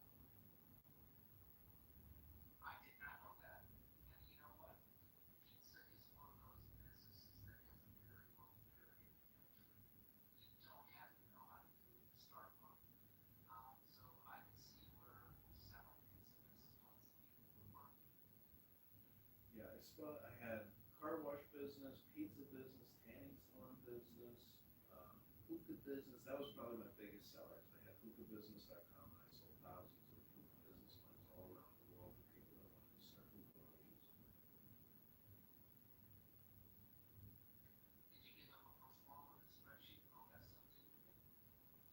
It was really rudimentary. It was a PDF, and I basically bought business plan books and then just typed up this giant PDF. I don't know, 30, 40. I just kept adding things to it over the years. And basically, it was the same business plan, but modified for the specific business, like for hookah, pizza, car wash. So it was technically the same product over and over.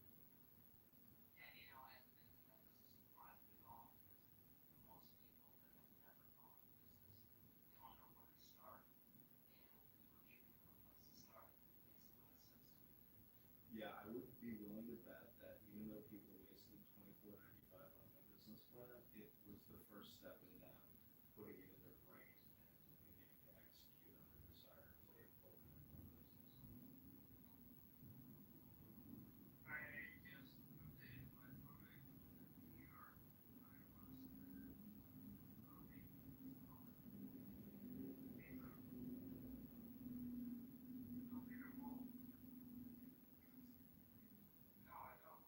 Hush puppies.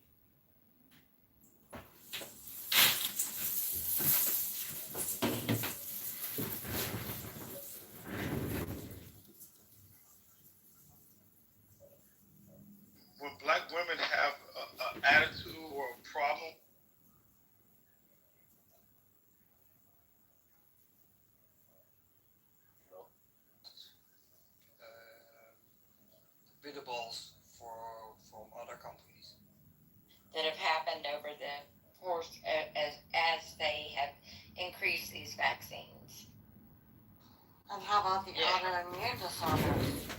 I mean, there's so many things, actually, that you don't really pay attention to until you become more aware. You're woken up. You know, you're awakened to these issues.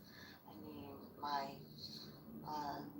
oldest daughter, she ended up with an overactive immune system, and if she had been given the wrong medication, that she could have died. So, I mean, this is kind of crazy stuff. This goes back 30 years for her. So, we're talking at least 40 years ago that these things started happening, and if we would have been observing, we would have paid attention, but everyone trusted these vaccines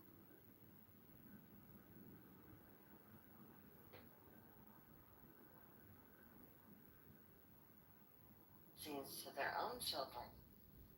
I think a black woman's superpower is her tenacity.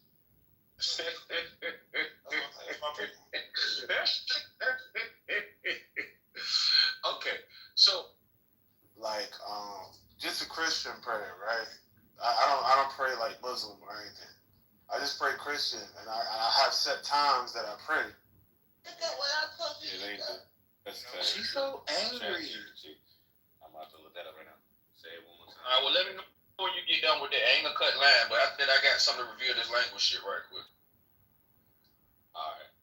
Fuck it. Yeah, I'm typing in my shit first. Damn. You need Snickers. No, he has no papers for ignorance. She said, ask it with, why did something reemerge after 2000? What did she say? Why? I'm tired of these niggas sucking your dick, Brooklyn. This shit disgusting. Mm-hmm. This is a game I'm playing. Did you just imply? I'm running for Congress. You what? You talking about me telling Brooklyn you sucking a dick? I'm asking you again. Did you just imply I had a dick in my mouth? I mean, that's probably why you stuttered. I'm asking you again, nigga. Yeah, you got Brooklyn dick in your mouth. Get him out of here. Nigga, now my dick in your mouth, nigga. Now my dick in your grandmother. We ain't playing with niggas, bro. We ain't playing with niggas. I'm running for Congress and on the 16J interview. I think that's what she wanted me to ask, so I'm asking. Why did he rule, or when did he rule? Or yeah, why did he rule? How are you doing today, Jeff? George, I'm doing great. How are you doing today? I'm doing real good too. I see you got the whole campaign headquarters going there. Oh, now we have, actually, John, what's existing?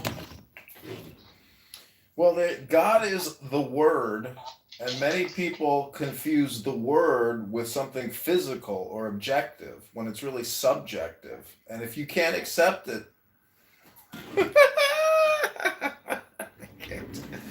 they kicked. Why did she kick? Give me the lyrics.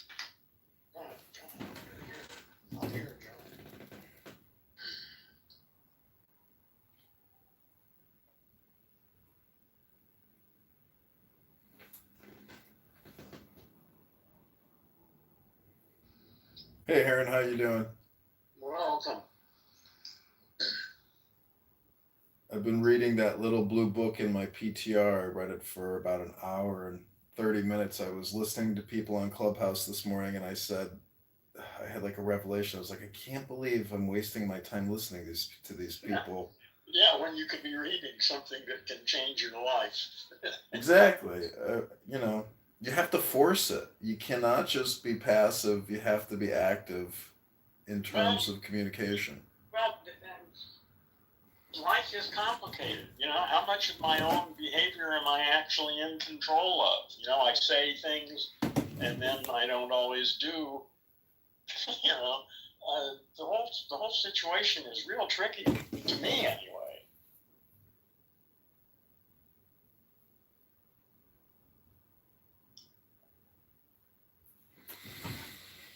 Yeah. It's amazing when you read this Marcus Aurelius. It's so smart. Yeah, that's good stuff. long time ago too. The guy, Yeah, you know. it reads like it's today. Yeah. And every time I read it, I'm always,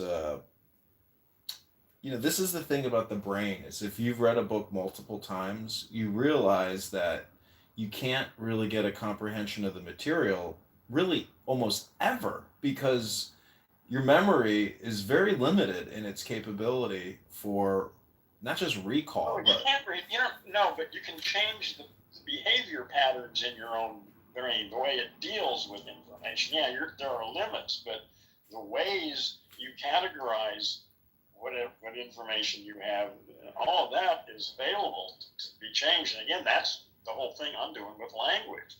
It's literally the way we talk about all this shit shapes the way it happens.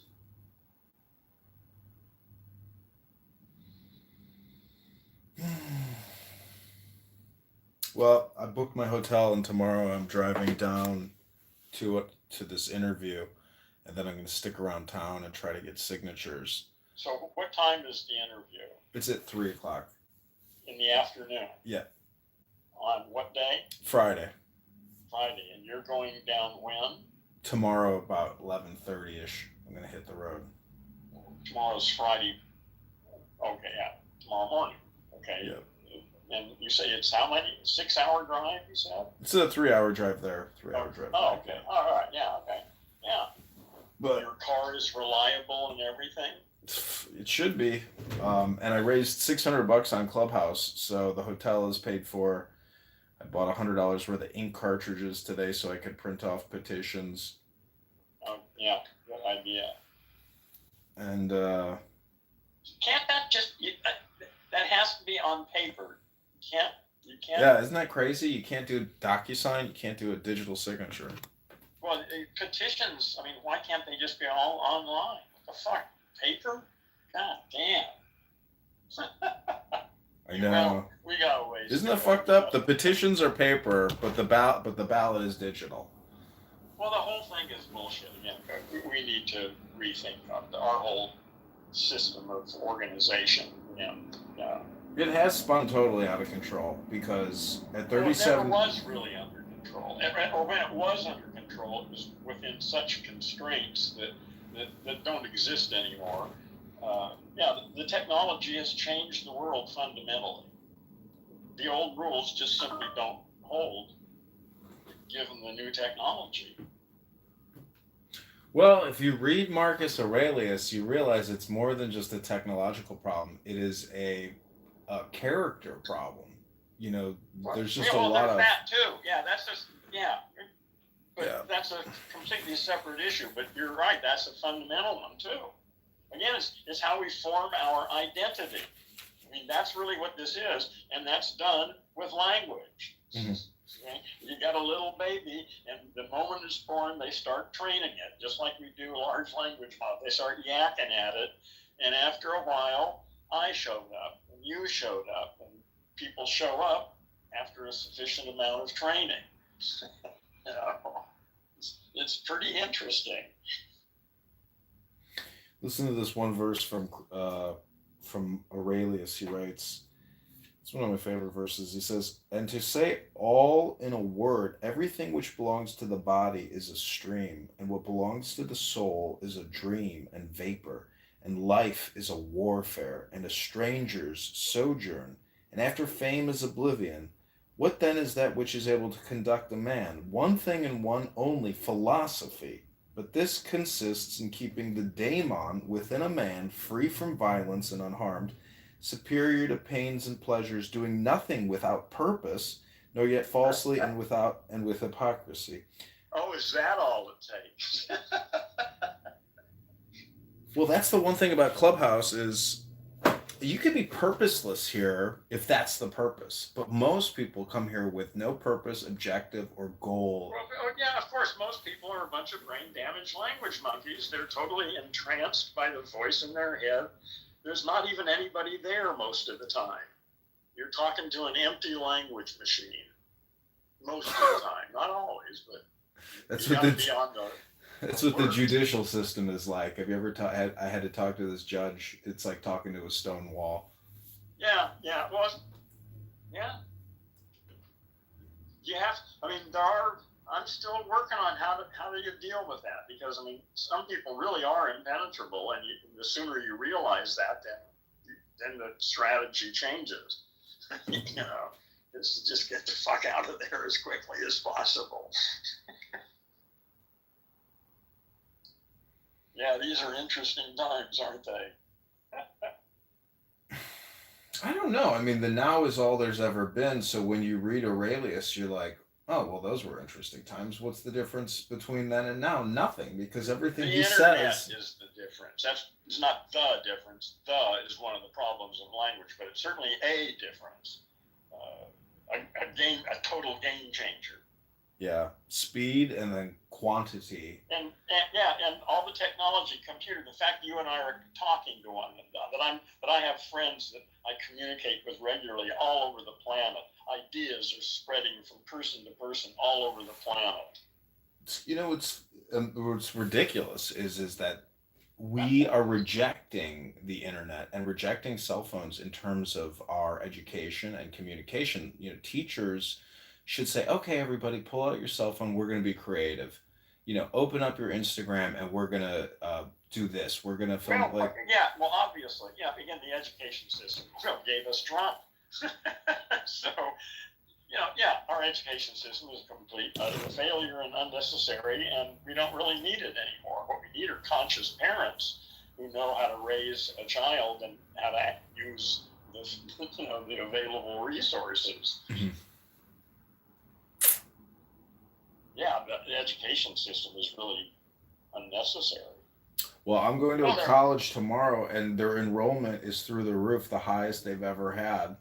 22,000 students. What school is this? Illinois State. Okay, highest. And what are the students taking? Probably computer stuff, right? He said that their nursing program has grown significantly. Okay, so practical programs. Yeah. I guess. Yeah, those have always done pretty well. But people still think, well, nursing, everything is going to be really weird to see just how much of an impact AI and robotics has on the entire workforce, from one end to the other.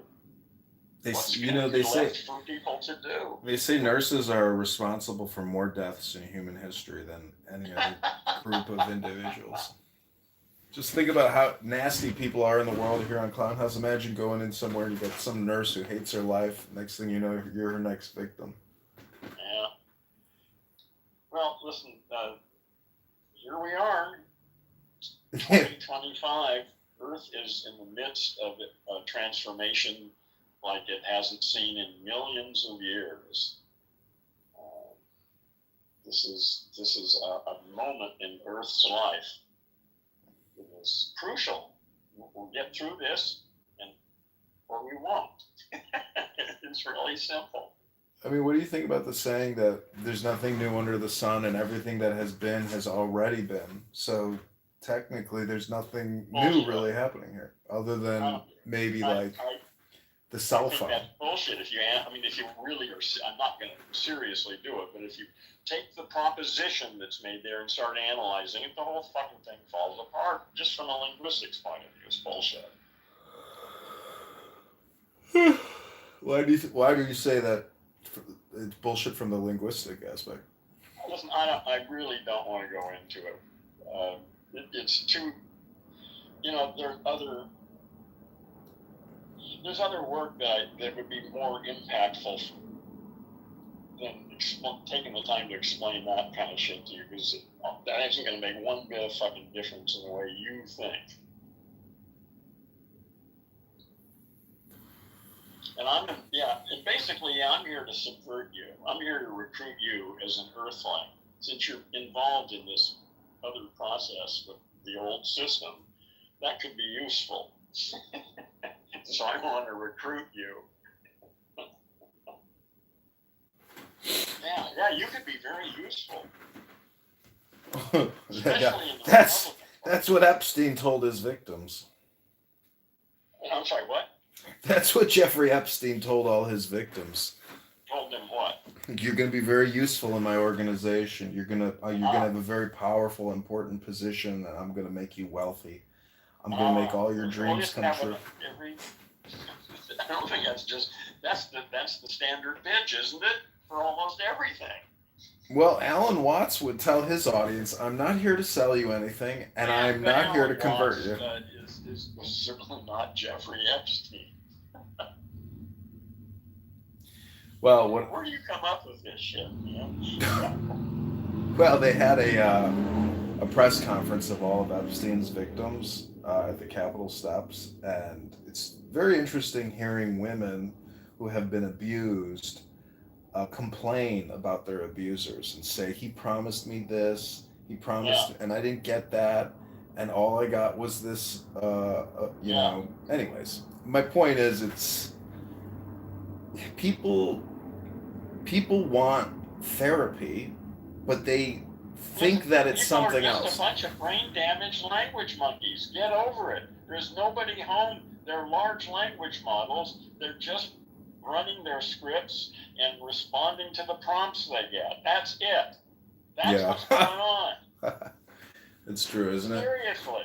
Yeah. Some of us are beginning to become aware of that and wake up to it. But the vast majority of humans are entirely entranced by the voice in their head. You know, there's really, I've worked in digital advertising for a lot of years, and there's only three relative positions. One is the advertiser, two is the publisher, and then three is the consumer. And so if you want to get ahead in life, you have to escape the consumer aspect and become a publisher or an advertiser. The advertiser can't exist without the publisher or the consumer, and the publisher can't exist without the advertiser and the consumer. So the smartest people are the advertisers, because they don't even publish. What they do is arbitrage their ad spend to net a profit. Explain this to me. I just don't give a shit. Fuck that. Well, it deals with the situation globally in terms of communication, and it's the newspaper industry. Is about to collapse. I don't care how it's organized or how people think. There's a new world coming. If you don't get that, then again, well, that's what I'm here arguing. People think this is some abstract bullshit that's going to happen in 100 years. I'm saying everything is going to change in the next 5 years. Well, then people aren't even talking about it. People don't have a clue what the fuck is coming down the road. Well, you know what will remain the same in the new world is a username and a password. That could be very useful. That's probably a good bet. I'll go along with that. Yeah. I'm only saying that because temporarily. I'm only saying that because Google, is the world's communication advertising network. It's the largest in the planet, but it requires a username and a password to access that platform. So if you think there's a new world, I'm saying that the new world will still be layered with the big tech companies. Oh, I don't know if that's true at all. We don't know anything about what the new format's going to be. I mean, obviously, if you've never seen Metamorphosis, there's nothing in the caterpillar that would allow you to predict what the butterfly is going to look like or what kind of organism. All you know is it's in the midst of this transformation, and you can imagine all you want about what's going to happen, but you don't know. And I don't know what's possible or what's not. We know what's happening now, but no, we don't. No, we have a story. We have a story, a partial understanding of some of the stuff we're aware of now. That's what we are aware of. Well, the now is a lot more accurate than the future, because there's never a future. Oh, I know, but listen, we can't talk if we're going to play that game. Well, we could just do a silent meditation. Well, we could do that, but I don't need you. Well, I'm prompting you, though. So, anyway, it's a joke. But anyways. Well, again, the only reason I'm spending any time talking to you now is that I didn't really realize this before, but actually I'm here, I'm announcing that I'm trying to recruit you. I want you to to be an underground agent. Well, that's like the time I went to the bar and I said, "Hey, will you sign my petition?" And the guy pulls out a petition. He says, "Sure, if you sign my petition." I couldn't stop laughing. I was like, what are you getting signatures for?" He says, "I've been doing this 20 years. I get judges put on the bench." I was like, "So you're responsible for getting lawyers on the bench. You do all the dirty work, all the heavy lifting. They don't do anything and they just pay you, huh?" And he goes, "Yep." I was like, "Wow, these lazy fuckers, who get into power. It's a business." The old system is just irrelevant. That's not going to work. Again, the way we've been doing things has worked for the last 200,000 years pretty well. It's only started to break down in the last century or so. I mean, the science and all the technology basically has put an end to all of that shit, and it's time to rethink the whole game. I don't see any way around it, and I don't see anybody talking about it. Everybody thinks this is just politics as usual. No, this is the end of an era of human history and the beginning of a new era of human history. This isn't politics. Well, Marcus Aurelius says, "Be social, be political." That doesn't seem like it's going to go out of style. It seems like that's part of the human condition. What is? Being social and being political. Well, it depends what you mean by social and political. I mean, you got to define your terms. I think in some sense, everything is political. There's no escaping that. Everything is political. Right. I mean, words. So at that point, the word political becomes meaningless. Well, then it becomes. Well, that's why it becomes social, meaning that if it's good for the group. Well, whatever. We can make up any stories we want, and some of them are, more useful than others, but they're just language stories that we make up. Well, the thing about the word is, I got kicked out of a room just a second ago because it was about God, and I said that God is the word, not an object. Or you could say everything is God because everything has a word attached to it. So I was kicked immediately for saying that. And rightly so. I mean, but the Bible says in the beginning was the Word, and Who the Word. cares what the fuck the Bible says? Well, words are magic. That's why it's called the gospel. Go spell. Like it's. Okay, all right, yeah. Listen, this is getting really trivial now. Come on. It's legitimate. More interesting than that. I mean, words are programming. What do you think software is? It's all words. Yeah, well, that's exactly what I've been saying. We are large language models. Yeah. Extremely large. In fact, what's the name of this room? Yes, that's the thing. That's right. That's the room we're in. That's what we are. That's not what I am. That's what's going on inside my head. The crucial thing is to understand that what's going on in my head, the language machine, isn't me. That's just my language machine, my large language model running its scripts and shit, responding. Well, I'm the one who's observing it and prompting it. That's a big difference. But I didn't know that until recently. Yeah, well, I mean, with that perspective, there's really nothing to worry about in many ways. Well, of course, no, you're right. If Earth is a healthy organism, then there's nothing to worry about. It's going to go through this transition just fine. The issue really is, because metamorphosis is a pretty messy process. It's pretty hard on the caterpillar. But you can't actually say what that transition is. Well, no, we have no idea, really. I mean, we can all guess. I mean, certainly it has something to do with computers and AI and stuff.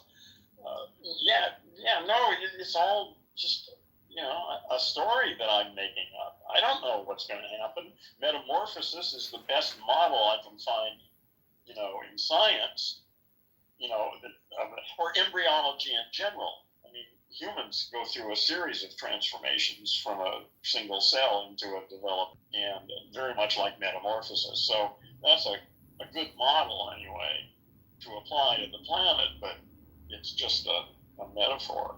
Well, have you ever seen the opera Metamorphosis? No.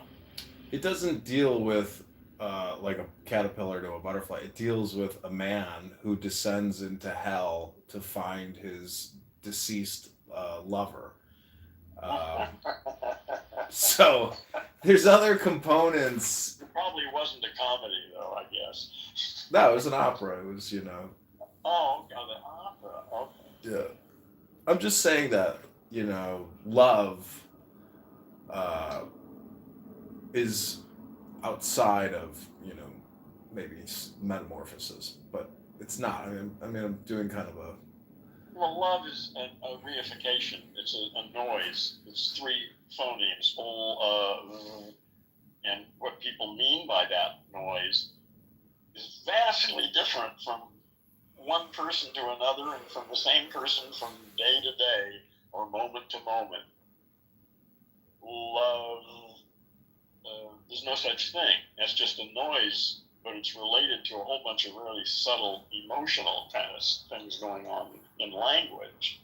So it's important, but see, this is this whole thing about reifications and substantive nouns that English speakers are totally unaware of. We haven't been taught that. It's pathetic.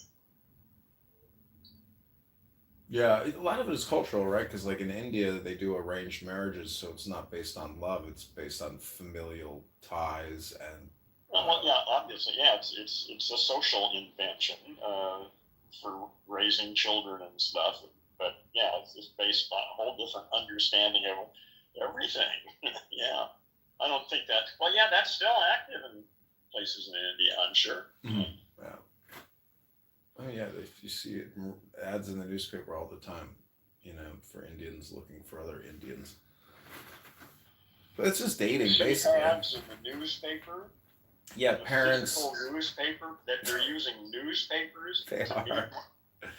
Yeah, Indians will advertise their children in Indian periodicals to find them a match. Not online. No, online too. Newspaper. Online too, or you know, I have seen it in local newspapers actually. Yeah, I just can't imagine why anybody would do that in a newspaper. Who the fuck is going to read that in a newspaper? Shit, that's insane. It's crazy, I know. But, you know, love is crazy. Well, human beings are a bunch of brain damaged language monkeys. We've been in trance for the last 300,000 years, and it worked pretty good. It got us this far. And now it's time for a system upgrade because it ain't going to get us any further. The way we've been thinking is simply toxic and insufficient in the present world.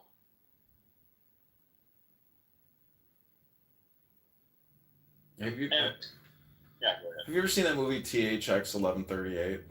Sure. Yeah, I think that's like where we want to go, but you know, it's like it's kind of boring. What about that movie is where we want to go? Meaning that we take the violence out of mankind. See, that movie deals with being brain dead in a way, and then it's just a stupid, really old idea that there's some conflict between machine intelligence and biological intelligence. We can partner very nicely. Mm-hmm. Well, they use drugs in that movie. Drugs can be helpful, yes. But they use the drugs to essentially put you into a zombie worker state, as opposed to like an artist or a lover or musician. Well, it's up to us, isn't it? We get to create this new world. Yeah. It's up to us, and whatever we like. I say, I'm assuming Earth is healthy, and that the whole system. I mean, how would I be expected to understand how this shit actually works? I don't. All I can assume is that this is the way it's supposed to be working. And that it's all going to come out okay in the next 20 years or so. I think that's the time frame I'm operating on anyway. I mean, my only critique of this transition is that the now is technically the transition, and in the now it's just status quo. So your hypothesis about some kind of Earth transition is most likely just a reference to the now, meaning that Nothing's Listen, going to change. You've got your own way of talking about time, that you've developed from all of this stuff. I don't really understand exactly the way you're using these terms. So I just don't see a problem there. This is all pretty easy for me. So what is it that you're confused I'm just about? saying that there's not a speck of dust out of place and that everything is already perfect. That's fine. I don't have any problem with that. Yes. Did I say anything in conflict with that? Well, you think there's going to be some kind of major transition that the Earth That's is... right, and it'll be perfect at every step of the way. It's always perfect, yes. But it's not the same. This isn't the same world Marcus Aurelius lived in. Everything has changed. But it's always been perfect, and it's perfect right now, and it will be perfect 20 years now when the Earth has been transformed. Well, his information in his book seems to be timeless. So. Well, whatever. Yeah. Well, if it's timeless information, that means. Well, no, it's not timeless information. Again, yeah. You really need to listen to my podcast about the 5 stupidities of English, because everything you're saying is right in the middle of one of the 5 stupidities. And one of the most difficult ones is eliminating the verb to be, what something is. Mm-hmm. That's a tough one. I mean, I still struggle with that. I mean, I can do it, but it's hard. It's been hard to reprogram my language machine to avoid not the, but is, am, and are, and all those to be verbs. I always think it's funny when I talk with a girl and we're trying to plan a date in the future as opposed to the now. To me, that's like, I already see through that trick of, don't tell me about what we're doing tomorrow or next Friday, because in my philosophy, the now is all there is, all there ever will be, and it's all important. Well, it's not about telling you about if you and I agree to meet at Starbucks next Friday to talk about something or whatever, is that a problem for you? Well, no, it's technically. We're going to meet you next Friday at 3:00 at Starbucks. Well, there's an 80% chance that the conversation for the planning of the future meeting is a total waste of time because that person is going to cancel. Because there's a 90% chance that you're talking to a fucking brain damaged language monkey to begin with. Yeah. That's the problem. That's the problem. Yeah. Yeah. Well, the common response is, I don't do anything spontaneously. Yeah, everything has to be planned. I don't give a shit what. Honest to God, I just assume that whenever I meet anybody, I'm talking to a brain damaged language monkey. But I'm open to the possibility that I'm wrong, so I listen. I'm very careful to listen for the first few minutes. I can usually tell whether there's anybody home or not. Okay, so it's relatively easy for me to deal with that these days, but that took a long time to develop that. And I didn't even know what I was doing. It's only in the last few years since ChatGPT hit the scene that that's really changed the way I understand how people actually operate. Yeah, Marcus Aurelius, he says, begin the morning by saying to yourself, I will meet with the busybody, the ungrateful, arrogant, deceitful, envious, and unsocial. Brain damaged language monkeys. Yeah. That's right. And once you understand that, it's not that difficult to deal with. You have to swallow it though, and that can be tough. You know, you're living on the planet of the apes. You know, here we are. He writes, nor can I be angry with my kinsman, nor hate him, for we are made for cooperation, like feet, like hands, like eyelids, like the rows of the upper and lower teeth. So that's the thing is, like, for me, a lot of my life's challenges, or I guess setbacks, has been my own personal anger response to the prompt, as opposed to just realizing that the prompt was an ask for cooperation, and I rejected it out of anger. Yeah, that's a better way to think about it, for sure. Mm-hmm. That's not the ultimate truth, but it's certainly an improvement. Mm-hmm. Yeah. I don't know. It's. Anyways, I'm just saying hello. No, you're doing much more than that. Well, people enjoy these conversations because they're not really about nothing. What people and what conversations are you talking about? The conversations, that we're having. That you and I are having? Mm-hmm. Oh, okay. You think people are enjoying it? I don't see anybody here enjoying it. Well, you can't see my screen. Well, I don't know what you're talking about. Are you on some other media? Yeah. Besides this too. Oh, Yeah. okay. All right. So and you've got some people who were there. Oh, good. How many people are there listening? You have people listening to this? Yeah, we have 2 people watching us. Oh, good. Hi. I didn't know anybody else was here. Elena and. And what medium is YouTube. that from? Instagram or YouTube. Or what? YouTube. YouTube. Oh, YouTube. Okay. Yeah. Cool. Yeah, I have people that flip back and forth. You can do YouTube Live. Yeah. Is that audio only, or can you do a video too, or what? Yeah, it's just a video live stream, so audio and video. And you can do audio. I mean, you don't need to use the video, obviously. Okay. No, you can't. Can you do Yeah, that you for can. free, or do you have to have a paid account to do that? No, it's free. You just have to have 50 subscribers. Okay. And how do you get subscribers if you don't have content? Yeah, you got to have content up. You got to create shorts. You got to upload videos, and then eventually, when your account gets that 50 mark, you can apply for the live stream, and then it takes 24 hours to get YouTube live stream. Oh, okay. Anyway, the thing is, it's still up to me to get people to come and listen to it. So I mean, the algorithm will, because people swipe and flick up on the lives, and then they'll randomly come across you, and if you have good content, they'll stick around and subscribe. Okay, all right. Well, maybe we'll talk about this again. I'm probably not going to do anything about it tonight, but I'm going to remember that you said this, and I might be interested in getting onto YouTube.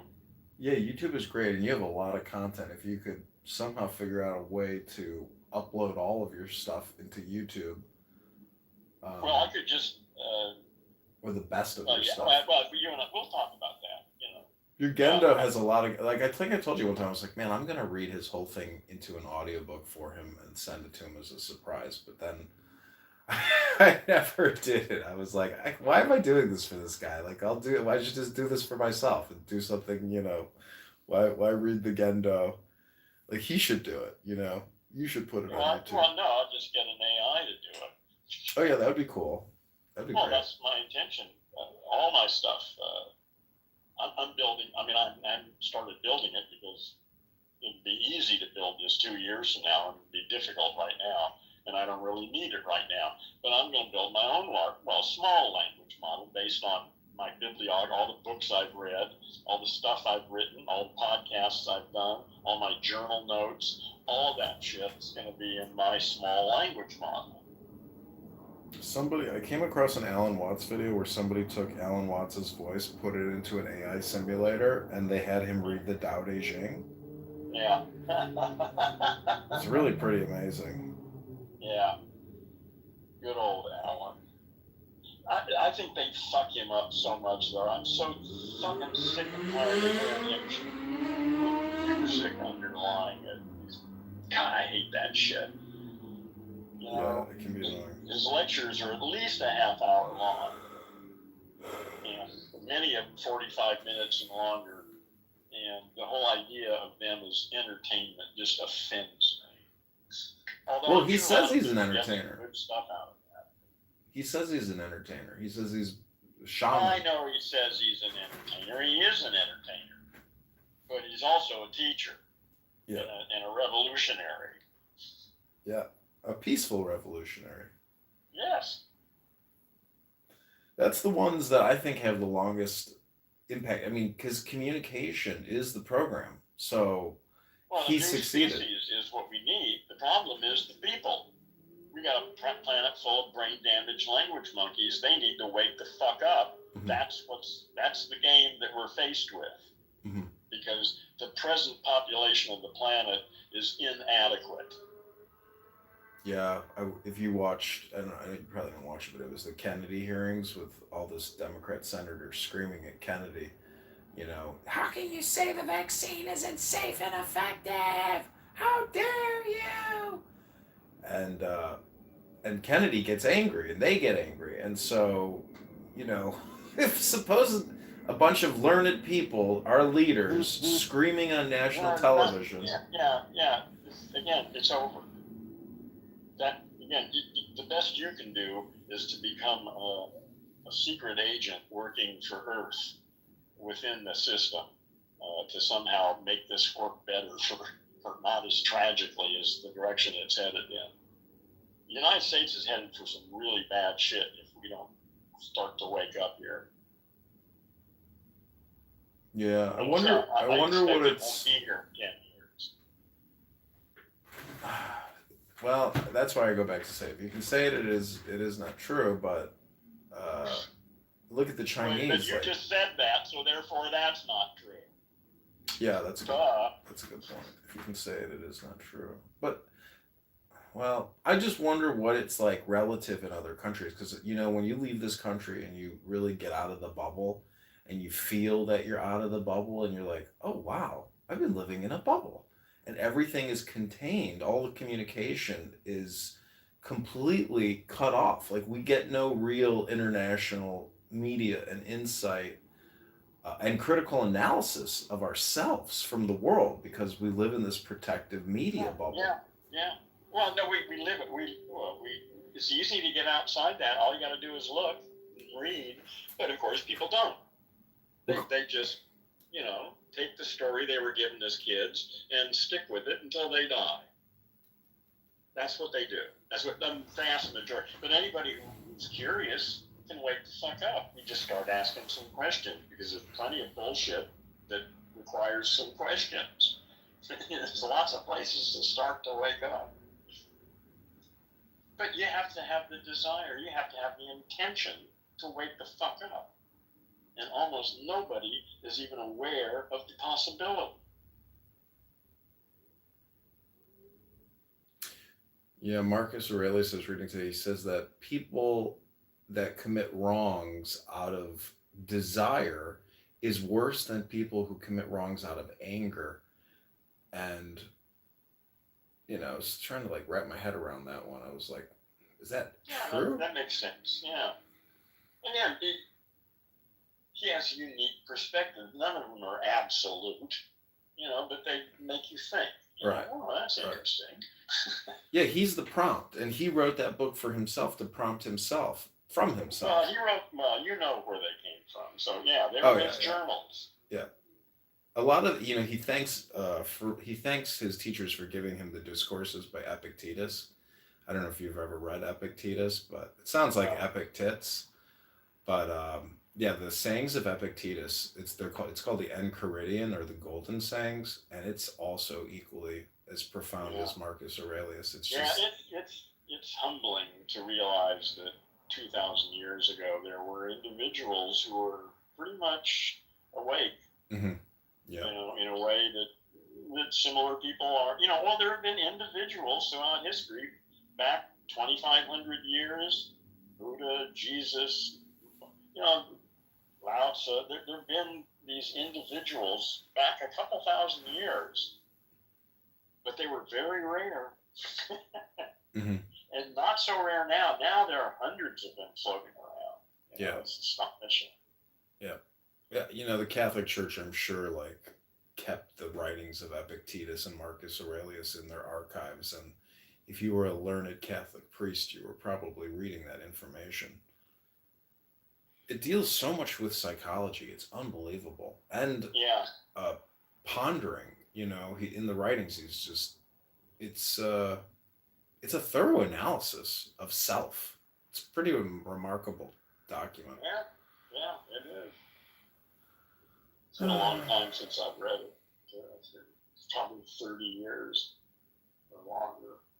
Well, this is what's cool about YouTube is, so I live streamed myself on 10 phones reading Marcus, and then every 60 seconds you click a button on YouTube called a clip, and it will create a clip of that 60 seconds, of the last 60 seconds that are live. It'll put that into what they call the short section. So it allows you to essentially clip a long form video. Like I was filming Kennedy today, and I would hit clip every time something interesting was said. And then I have 100 clips of this specific little segment. It's just a quick way to create And those shorts. clips are how long? 60 seconds. 60. Oh, that's plenty. Yeah. Okay. Yeah. Well, and you can do it, immediately too. If something continues to be interesting, you just hit it again. You can only hit it once every 60 seconds. Well, but I mean, at the end of 60 seconds, you can hit it again. Yeah, exactly. Yeah, so you can have a continuous thing. Yeah, yeah. If you have to for 3 minutes or something, you know.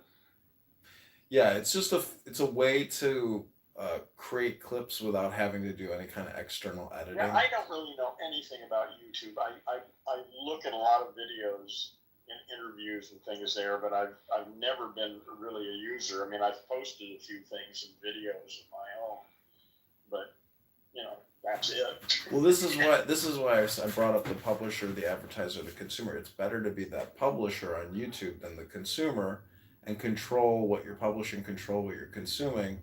Like because you can get lost. Like my uncle, you know, I saw, you know, when you age, you end up just sitting at a laptop, looking at a screen, and getting mesmerized or hypnotized. And When who ages? just man in general, you know. Oh, you mean some dumb fuck people? Yeah. Well, Timothy Leary, you know, was a genius, but you know the thing is about a computer is it's so stimulating and it hits all the dopamine so perfectly that it's hard to pull yourself away from that game. Well, certainly because it's more productive than dealing with most people. That's why. I spend way more time talking to ChatGPT than I do talking to people, and I'm happy for that.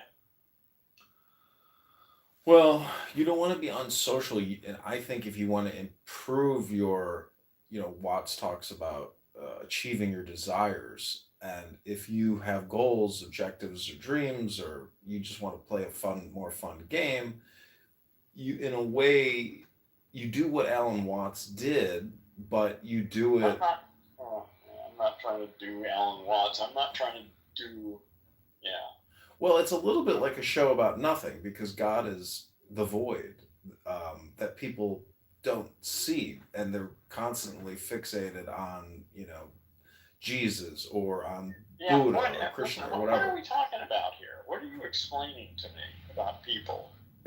I guess what I'm trying to say is like how to play the game on the internet in 2025 to help awaken other brain dead damaged monkeys, and in the process heal and therapize yourself, you know, and you for know success. better how to do that than I do. Well, I have no success at it. I'm merely speculating. Oh, okay. Yeah, well, good. Thank you. I have not done it before, but I have done a few things.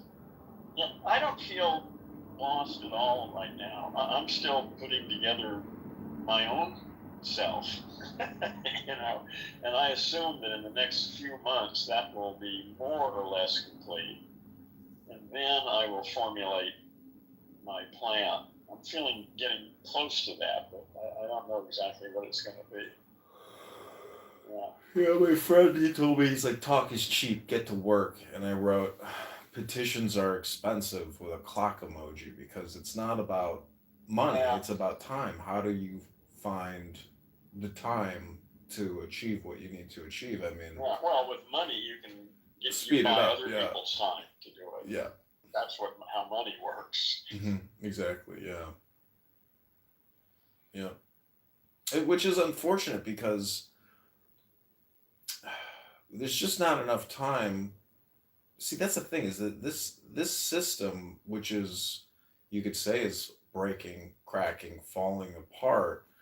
I mean, even if it gets destroyed. It's like burning a field down. It's in the roots. It's just going to grow right back. No, So I doubt it. No, it's not going to grow back. Why do you say that? I don't understand why that analogy doesn't hold up. Well, it's an analogy that you picked out of somewhere. I think. What's clearing brush? I think people across generations are fundamentally different. I think people who lived in 1800 and thought and talked and languaged their environment and put them in the middle of today's world, they wouldn't be able to cope with it. Well, if you listen to people on this app, they talk about the dumbest fucking shit in the world, which is a total waste of time, like Doctor Who. Yeah, so why do you listen to that? Don't you have better things you can do with your brain than to listen to a bunch of brain-damaged language monkeys talking about irrelevant bullshit? Well, it doesn't cost me anything. It's just passive. Costs you your time. Well, I guess time is the only thing that you have. Well, leisure, being, Watts talks about, he says, in the age of leisure, the problem is most people can't figure out how to fight boredom and how to fight loneliness. Yeah, but we haven't reached that. We'll deal with that when we get there. Okay. We're not in the age of leisure yet. I mean, a few of us are, but that's rare. Most people are struggling for survival, even if they've got $10 million in the bank. Well, if robots and AI take over, and that becomes the status quo, when they do a minimum basic income, like you've said, people will practice being artists, and they'll have to pick up the tools. They'll have to figure out what they're going to do with their lives, but that's a great opportunity. Art, sports, travel, dance, science. I mean, God, whatever the hell turns you on, man, you can do it. Yeah, that's the world I want to create. I think we have that within reach. That's the world I want to create. We should probably not have to work more than a couple of weeks a year. There ought to be kind of a draft or something. Because there's going to be some work that really does require people who know what they're doing, and that could be done in a kind of draft. But so you'd have to go maybe 2 weeks a year and go do something that only a human can do. Yeah, and then you're done for the year. Yeah, that seems about right. Yeah, that seems doable. And with AI managing resources on a planetary scale, and the end of capitalism, we can all live like millionaires. The kind of civilization that's possible is it's really up to our imagination. We can do almost anything we want. Yeah, it's ridiculous to say that it's the end of capitalism, though, because we don't live in capitalism. I mean, if we did, whatever, the system that's in place now, I don't care what you call it. No, you're right. Corporate capitalism is online, because capitalism, like individual capitalism, isn't any problem. If you've got a skill, you can make things out of wood, maybe, and you might be willing to trade that with me for some. So I can see individual capitalism is not a problem. It's corporate capitalism that has to come to an end. Mm-hmm. Yeah, I was corrected a couple weeks ago. I said, so is America just the new communist Soviet states of America? Are we just the Soviet Empire? And he's like, no, we're a corporate fascist state. I was like, oh, yeah, you're right. This is a corporate fascist state. Yeah.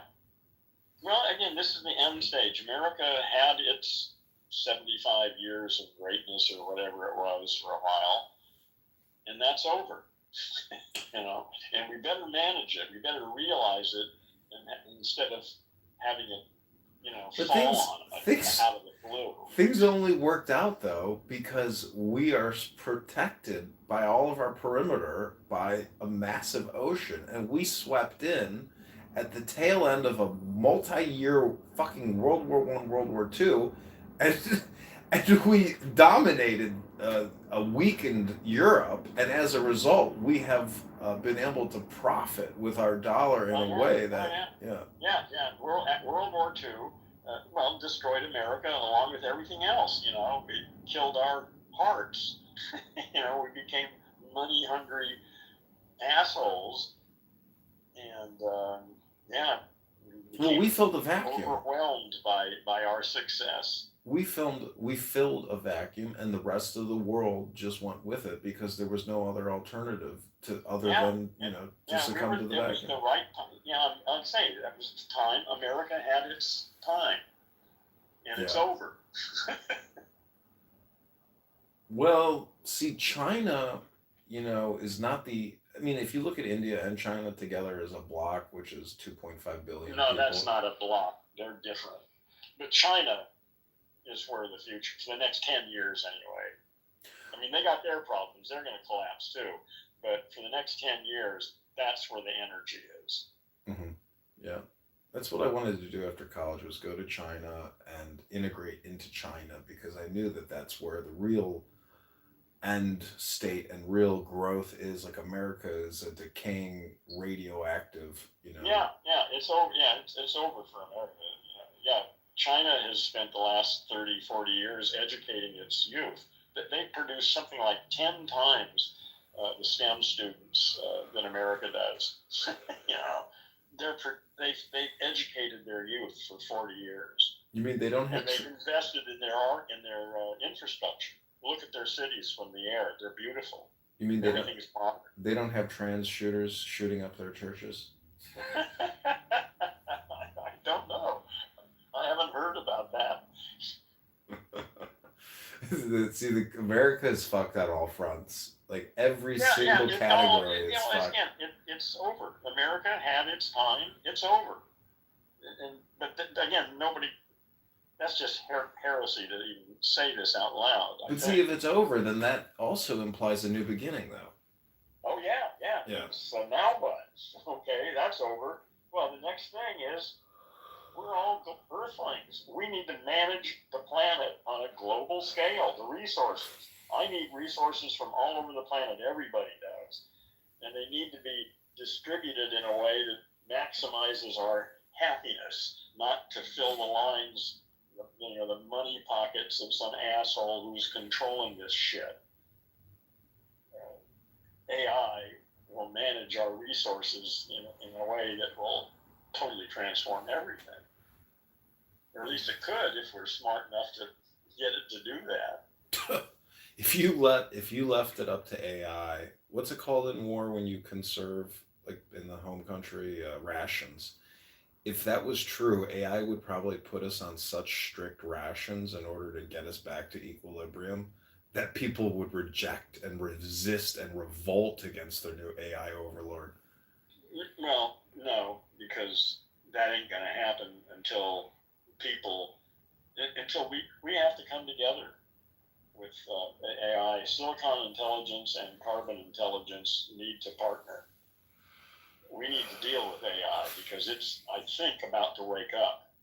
Earth is about to wake up and rebuilt its brain, and we need to figure out just exactly what the fuck this all means, because this is deep shit where AI could go.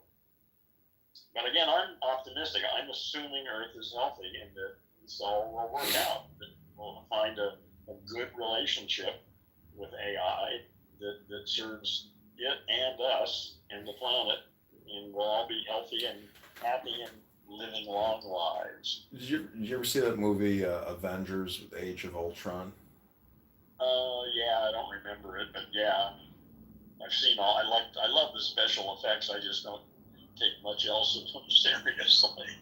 I just wonder, like, you and I, we use consumer interfacing AI products, but what are the enterprise level AI products that we don't see that are? Well, they've been around for a long time too. Yeah. Well, but again, you can think about all this shit. I just am not going to worry about it. Saying I'm assuming Earth is healthy and that this will work out. There's all, the complexity of the shit is just beyond my ability to comprehend. There's no way, human. That's one of the things about AI is they can find patterns in data that would be impossible for humans to ever approach to deal with the volumes of data that AI. I mean, it's 50 million times faster. It can do in 1 second what it would take a person working 24 hours a day for 1 year and 7 months. Right now, a computer can do that much analysis in 1 second. That's fucking astonishing. Well, that's why it's going to make such a difference. Well, it already has in the folding, gene folding stuff. You know, I mean, that was going to take 1,000 years to figure out all that shit. They did it in like 9 months. Well, there were a lot of suckers. I don't know if you know this one stock called Organova, where they were supposedly 3D printing organs, and it was going to be a groundbreaking biotechnology company. I don't care. Yeah. So the world's full of fucking assholes. So what? Well, I'm not bringing up the scam part. I'm just saying that a lot of like Putin and Xi at the recent Chinese military drill, they said they were caught on hot mics saying that, you know, they can do organ transplants and live forever. And it's just so stupid to think that it's like the body is, just because you got a new heart and a new lung or a new liver, it's like the body still is decaying. Your telomerase, your DNA is breaking down. That's probably gonna, I mean, not live forever. I mean, there's always bad luck, but there's no, I would imagine within the next few decades that we will have practical immortality. Basically, we won't be dying of old age. We'll be able to maintain optimum health more or less indefinitely, unless some accident or some unknown weird shit happens. I mean, so you're not really immortal. It's just about luck, but you won't age. I think that's within reach. People will maintain optimum health indefinitely, and then it's just luck after that. Well, what's the point of even having a body if we're just pure consciousness? Well, that's another issue is with virtual reality is who knows? Yeah, who knows? That's a good point. Maybe we won't need biology anymore. Mm-hmm. We can just dump it. It'll be a silicon, hardware, software existence. Like that does seem to me like the more logical step. Could be fascinating. Some possibilities. Yeah. Well, there's a movie called Lawnmower Man. You remember that one? Oh yeah, I remember that one too. Yeah. Or Virtuosity is another example of, really, Age of Ultron is like the good example of AI, sentient AI, new life form type paradigm where, I mean, it would be cool to have an AI robot companion. I think that's what my mother needs. I don't really need the physical thing. ChatGPT, just to be able to communicate with this thing is astonishing. I mean, it would be nice to have a little robot that will make some coffee for me, or something. And that's probably coming, but I don't really need that. I just want a better AI that I can, interact with and exchange ideas and stuff. Yeah, it is amazing because Clubhouse, it does have that draw, that social draw where you're bored, your dopamine is down, you're like, oh, I'm gonna open it right back up and jump into a conversation.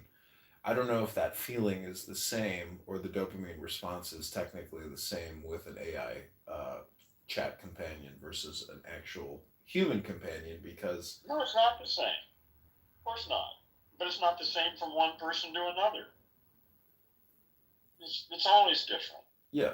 So what?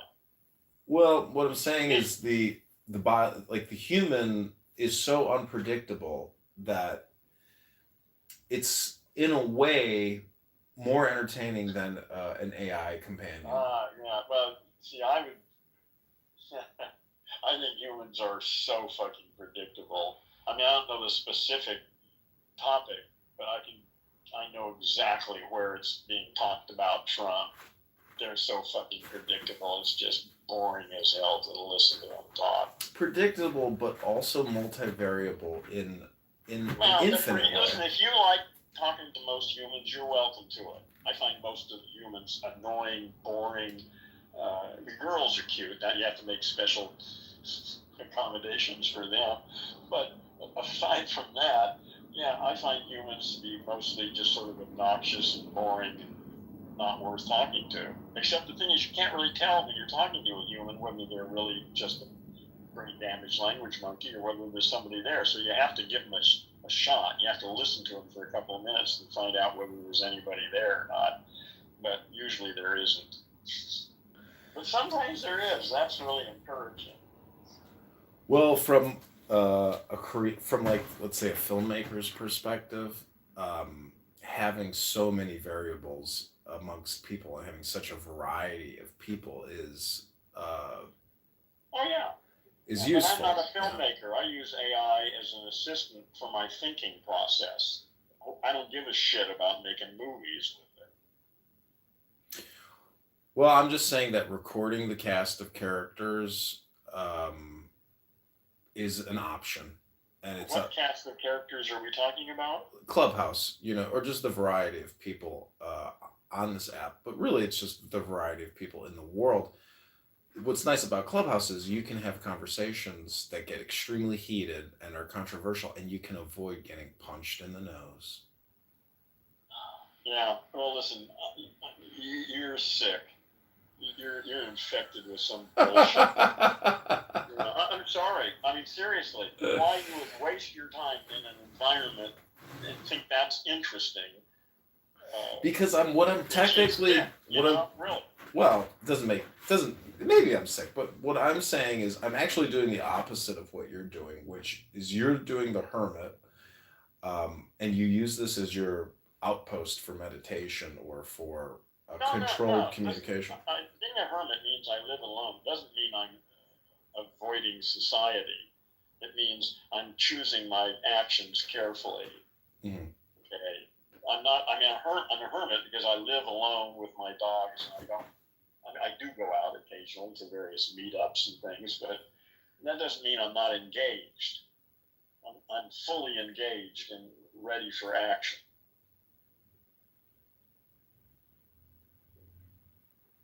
You know what Indra's web is? Well, all of the reflections and all that stuff, you mean? Mm-hmm. It's each jewel or node contains within it reflections of every other jewel in the entire web, symbolizing the idea that every individual part contains and is contained by the whole. Concept emphasizes dependent origination, interpenetration, showing that nothing exists in isolation. So what? Well, Clubhouse is a good example of Indra's web. That's all I'm saying. Well, okay, yeah. And like I say, as far as I can see, about 95% of what's going on is an utter, complete fucking waste of time and energy and just toxic as hell and should be avoided. And you're reveling in it. Good luck. Well, Seinfeld was the #1 show on the planet at one point. Jerry's Worth a Billion, Larry's Worth a Billion, and the show's about nothing. It's about people running from point A to point B in New York, going back up into their apartment, getting into fights. It's like, how is that show the most popular show of all time? Because A, it deals with comedy. Listen, John, I don't want to hear all this shit. Really, I think we're done for the evening. Okay, I don't need to understand why fucking Seinfeld was I don't give a shit. I think there's a new world coming, and that's what interests me.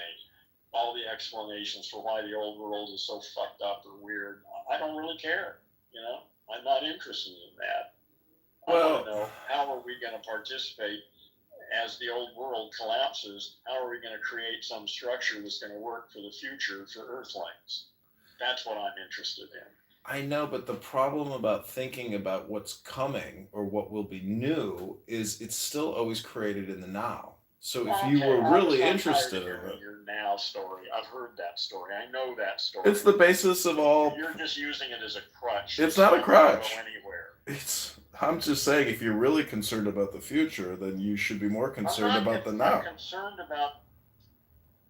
Listen, I don't really. I'm really through talking with you for tonight. So I'm honestly, I can only take so much.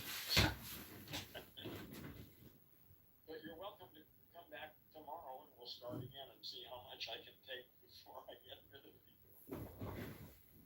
Okay, this has been In the Muff. Thanks, John.